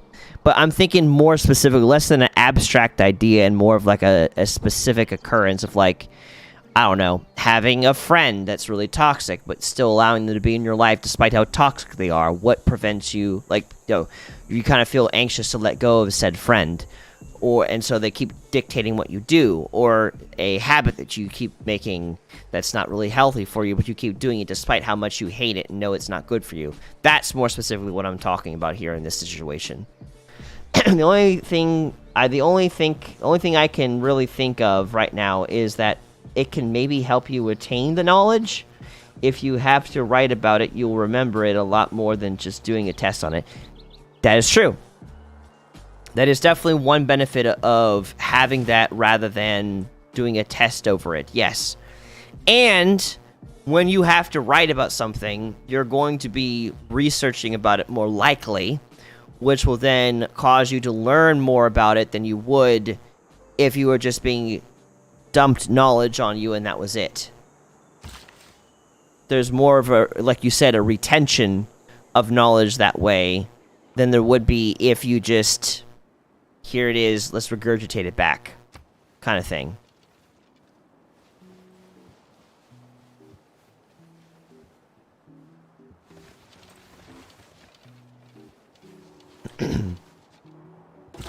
Our people know this new resource may be essential for building certain military units, and they have begun to stockpile it for future use. We should manage our use of this resource to make the most of it. Of course. We shall manage iron. And now we shall manage cows.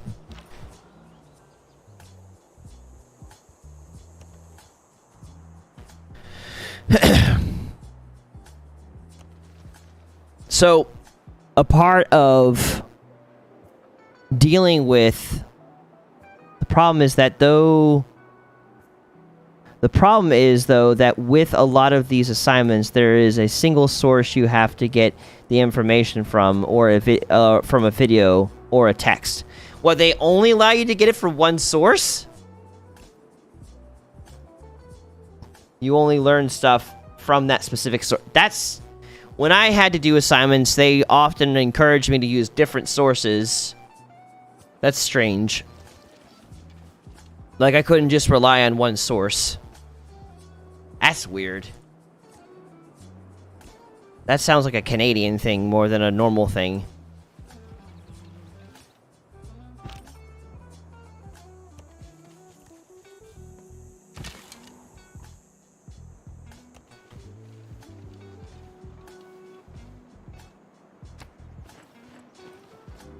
They set up the questions so you can just get it all from one source. Yeah, you should be able to get things from other sources than just one source. Like, that's a bit strange, I'd say.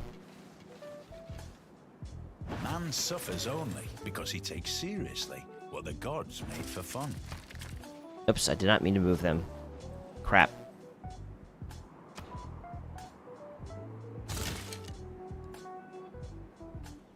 Over there. Okay, cool. And we'll build that. And you can recover. And then I can put a point over here. And continue to reclaim them. And you go that way. Okay. That would probably depend on the subject. At least that's how it was for me.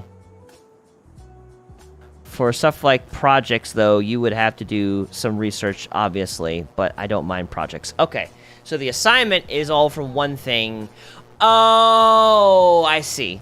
I think I better understand the situation a little better. The project would require the outside research. The assignment is reading into the topic, like you're reading a book, and so you write on said book. That I understand. I was thinking of like, for some reason, I was thinking of like, this is a research project, of which you would want to get multiple different points of views. Got it. Okay. A lot more freedom. That makes more sense. Okay. Because I was thinking to myself, like, what on earth? What is this weird arbitrary restriction? Okay. That makes more sense. Got it. So, yeah. So, yeah, in this case, I would see that it would be an opportunity for retention. An opportunity for retention and an opportunity to kind of just, like, form an opinion on it through your own personal research through whatever it is they are wanting you to dissect, essentially. So there's use for that. And the reason why I'm asking these questions, the reason why I'm kind of, like, circling around this one thing is because if you're going to change a situation where you're doing something that you hate, and you keep doing that thing, like procrastinating, figuring out your motive, figuring out your why behind it makes a lot of different, like a big difference in actually tackling it. Like, it's very difficult to try and stop something that you're doing when you don't even understand why you're doing it. It's like, what's a good analogy?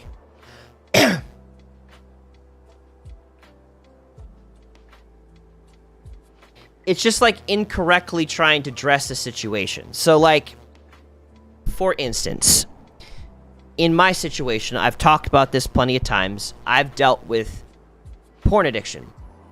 If I were to try to address it without figuring out the why of why I go into it in the first place, there's a lot of different ways you can deal with it, but it may not be actually effective in the long term. I've tried, like very aggressively, like to the point of anxiety, like taking every single thought that comes into my head captive, but like being anxious if it doesn't quite go the right way at the right time, whatever, and like going way overkill with it. But I didn't realize that anxiety was a part of my why in dealing with porn in the first place and making that mistake and doing it even though I hate it. Recognizing that, now I can deal with the anxiety, and dealing with anxiety makes it a lot easier when the temptation arises to not go through with it in the first place. Dealing with procrastination, you're trying to do something you know you should be doing, but you keep not doing it.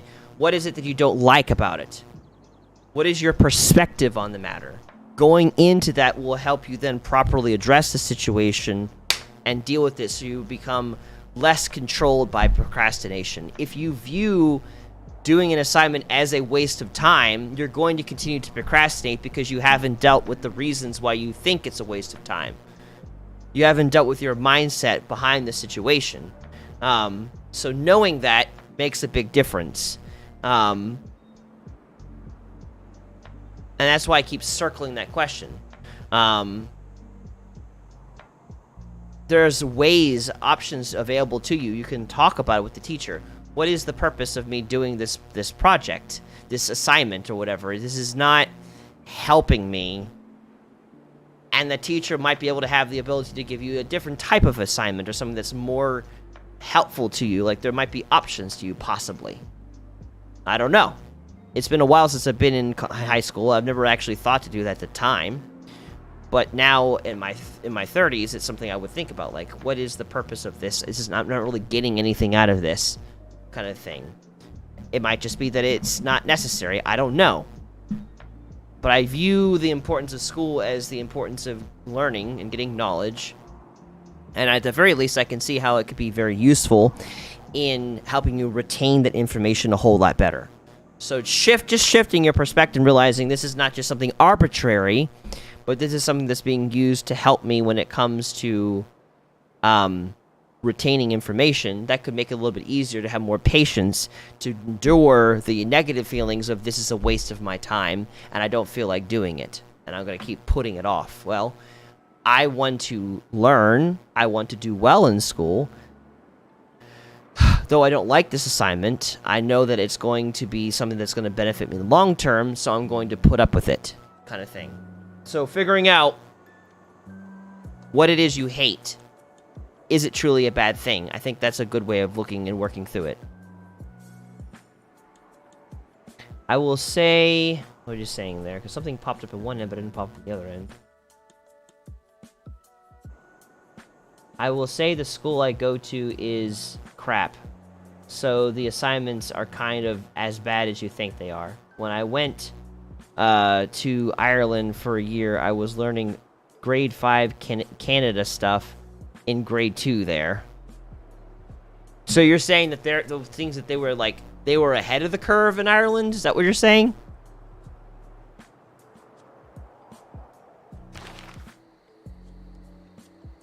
Let's see. Yes, okay, cool. I am understanding what you're saying. Good. Let's see. Reduces the cost of purchasing a tile. Production towards builders. Wonders. Just extra in industry in general.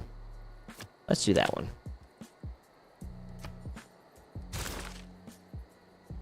We also get a lot more done. Okay. Much better teachers and curriculum. Is there the possibility, out of curiosity, Zap, to be relocated to another school? Is that at all an option on the horizon, or no? Or you might be more challenged?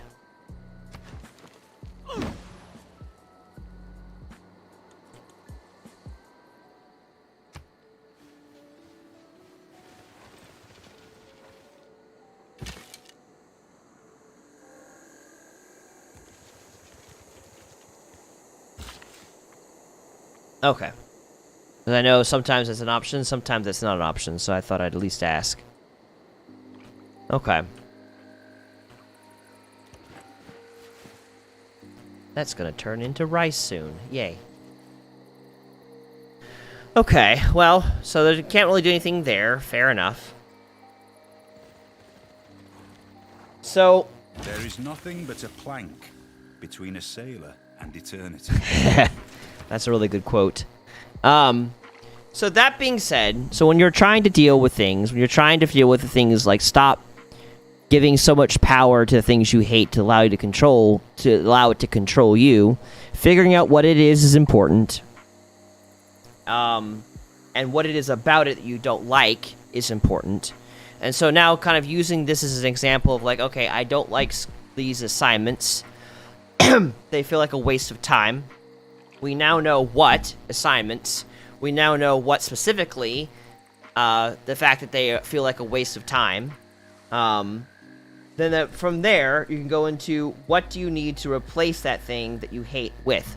Because if you're going to ever replace something that you hate, you have to replace it with something that's better. Because just removing it is going to create a void. So if you just say, well,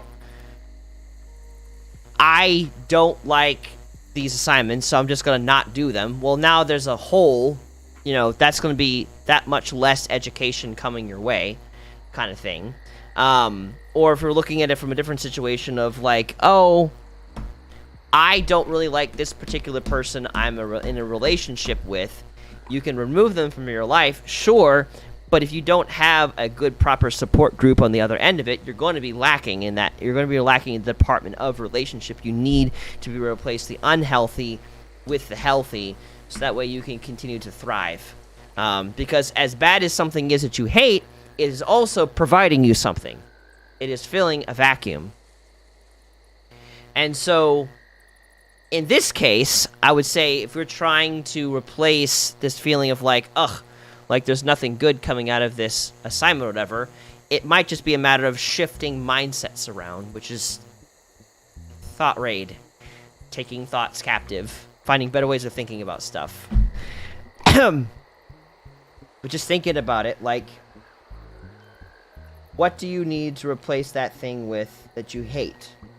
Removing it creates a void, and voids need to be filled. So yeah, essentially, what are better ways of thinking about the situation to make you hate it? And maybe what are things you can do to reward yourself for doing the things that you don't like? Because that could also help too. Like, you can turn doing a unfun assignment into something that's fun because of the reward that comes on the other end of it. For instance, I hate, I hate cleaning the house. I hate organizing things sometimes. I hate shopping for food, grocery shopping.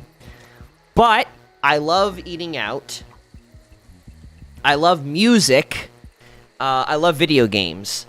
So I reward myself with something delicious to eat. Or, like, if I'm going grocery shopping, I will get something to eat before I go get groceries. That's fun for me. I enjoy that. It makes something that I hate into something that I love. I've converted it in this case. Or I need to do cleaning. I can reward myself with music. Music helps motivate me, or a good video to listen to in the background while I am cleaning. Makes a big difference. I'm filling the void of, in this case, something that I hate. I'm not replacing it, but I'm replacing the mindsets that made me not like it in the first place with better mindsets to fill the void that the bad mindsets originally occupied. If that makes sense. Does that make sense?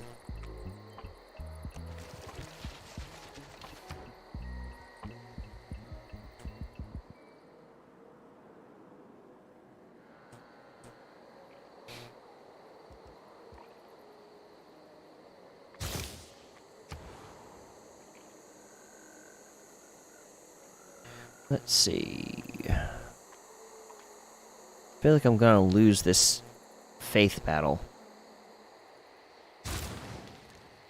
Unfortunately, I won't really be able to apply that to schoolwork because we have only 2 weeks left and neither of them were doing work.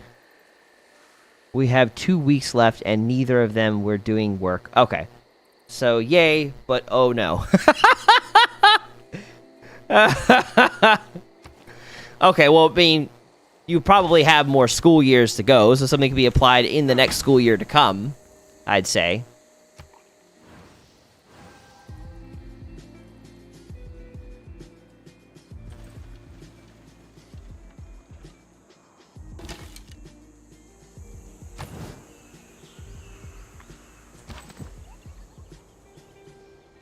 So, yeah. You're dropping out. No. You're lying. For fun.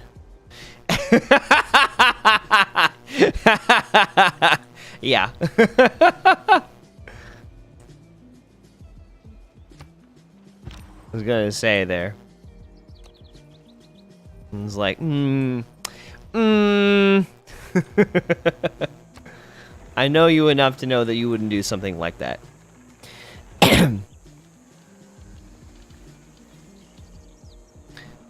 But yeah. So, does all that make sense? The world enters the medieval era. Oh, how nice. And I'm in a normal part of it. Nothing fancy for me.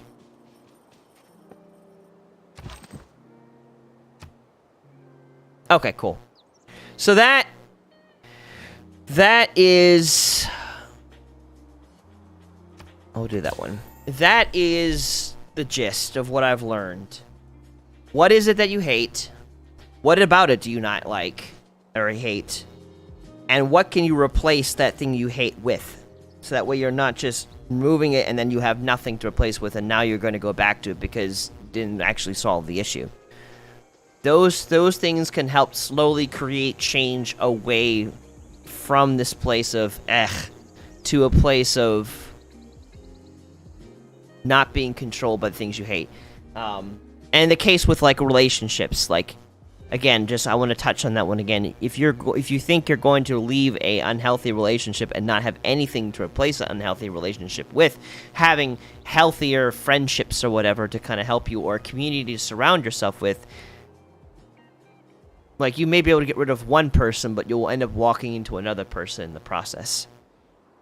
So it's really good to have something to replace what you hate with something better. You leave a bad job, do you have a better job to go to, kind of thing. Oh, thank you. I'm glad that I've covered it well. I wish I was able to get back to what John was saying, because boy, was he getting deep again. But man, do you have any questions at all? Because I've covered what I can think to cover, and I don't have anything left in my soul. Or if you're still watching, Jeremy, do you have any questions or thoughts or anything that I could cover before we end the stream?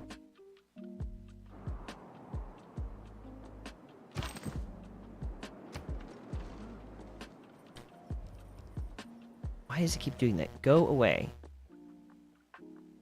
There we go.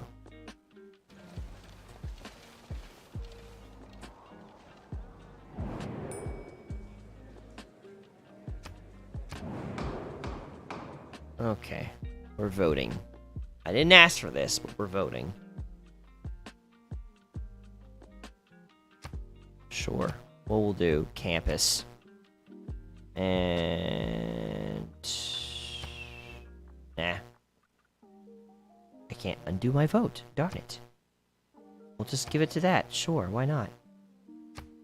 Submit. Not gonna lie, I've learned more life lessons from thoughtraid than most of my child. Oh, that's... oh my god, Zap. That means a lot to me. Hearing that makes what I do worth it for me. Like, I would do it without it, but it really does make it worth it. I think I'm good. I lost the thought I was having a while back. Well, rip. No questions, unfortunately, but okay. History is the version of past events that people have decided to agree upon.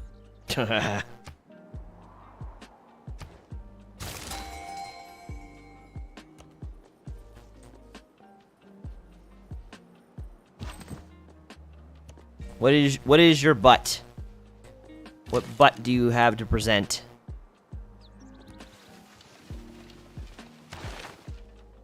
Ah, I can recruit him, but I cannot do any more religion things. Well, I should probably then move in a very scientific direction, because otherwise, that might be my best victory. That in culture this time. Do your thing. Okay, that was a lot of things. I know Hell Knight's going through quite a bit right now, and you know he loves Overwatch, but never really play because of the time difference. Okay.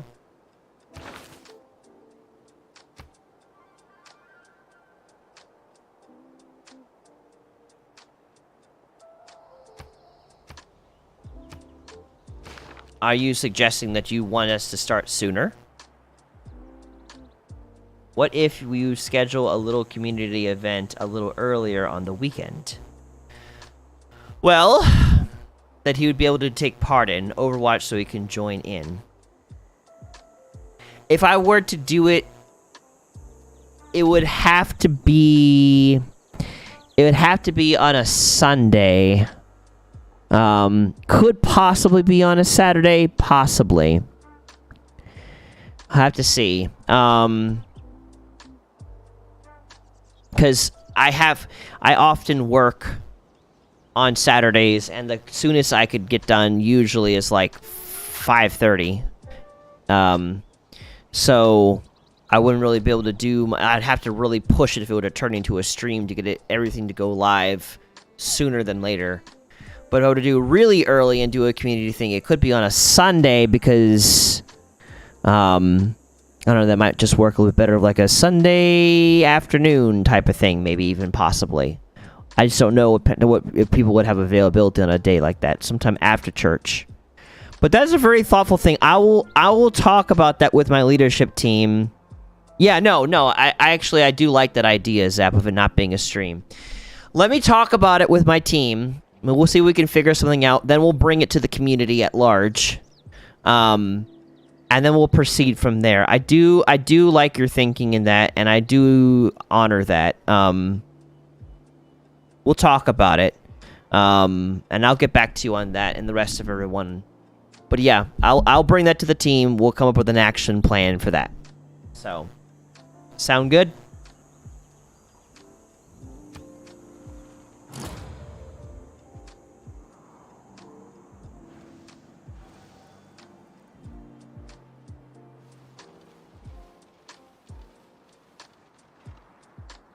And all I ask is a tall ship and a star to steer her by.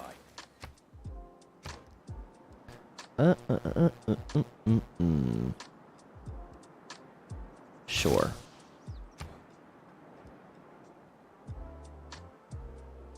Awesome. Cool. Sweet. All right, then we'll start looking into that, and I'll have this to be the end for my stream. All right.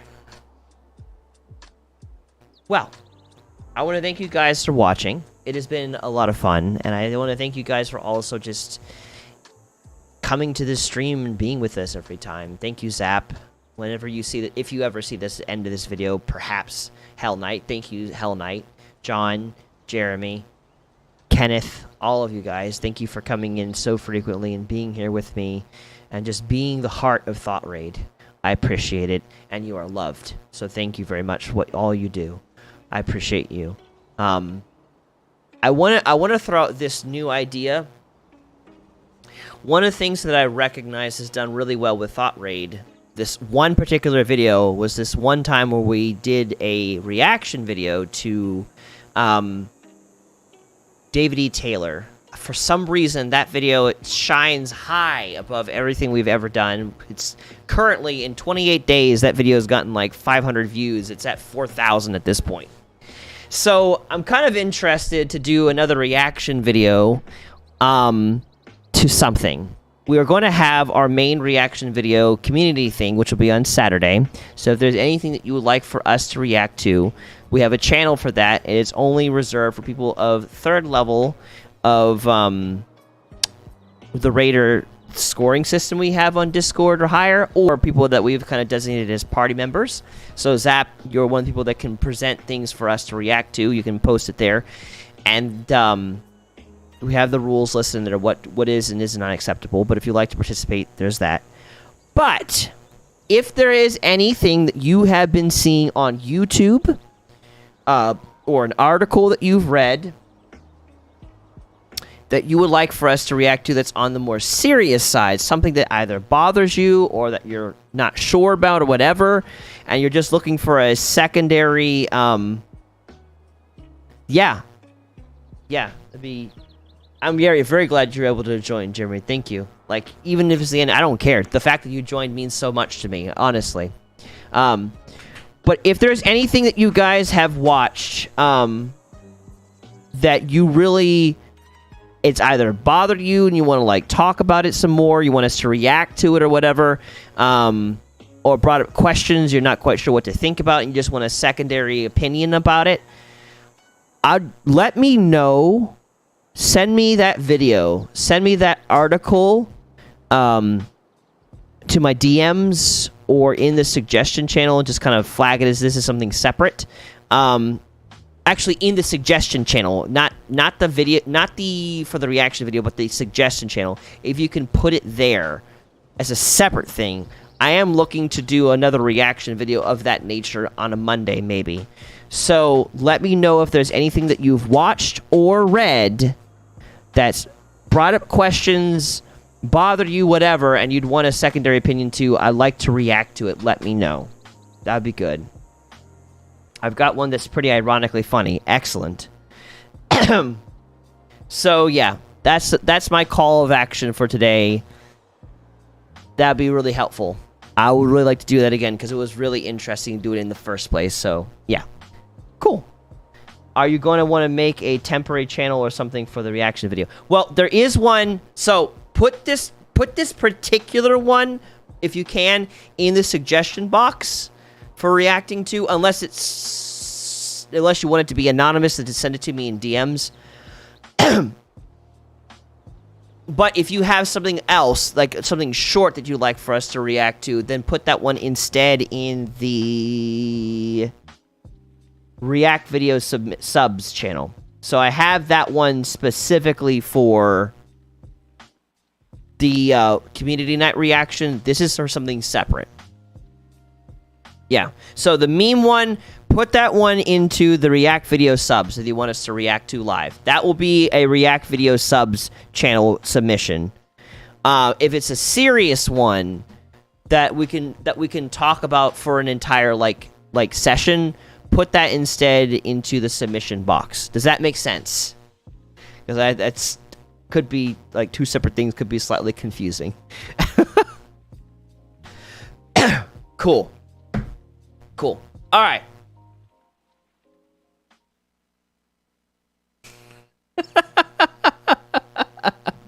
With that said, we broadcast every week on Monday, Friday, and Saturday at 8 p.m. Eastern Standard Time, and we'll be live again this Friday with some more gaming. You don't want to miss it.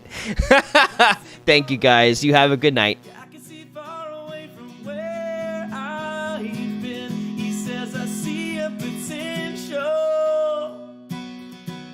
I see a potential in my eyes. I see a potential. I never lost sight of the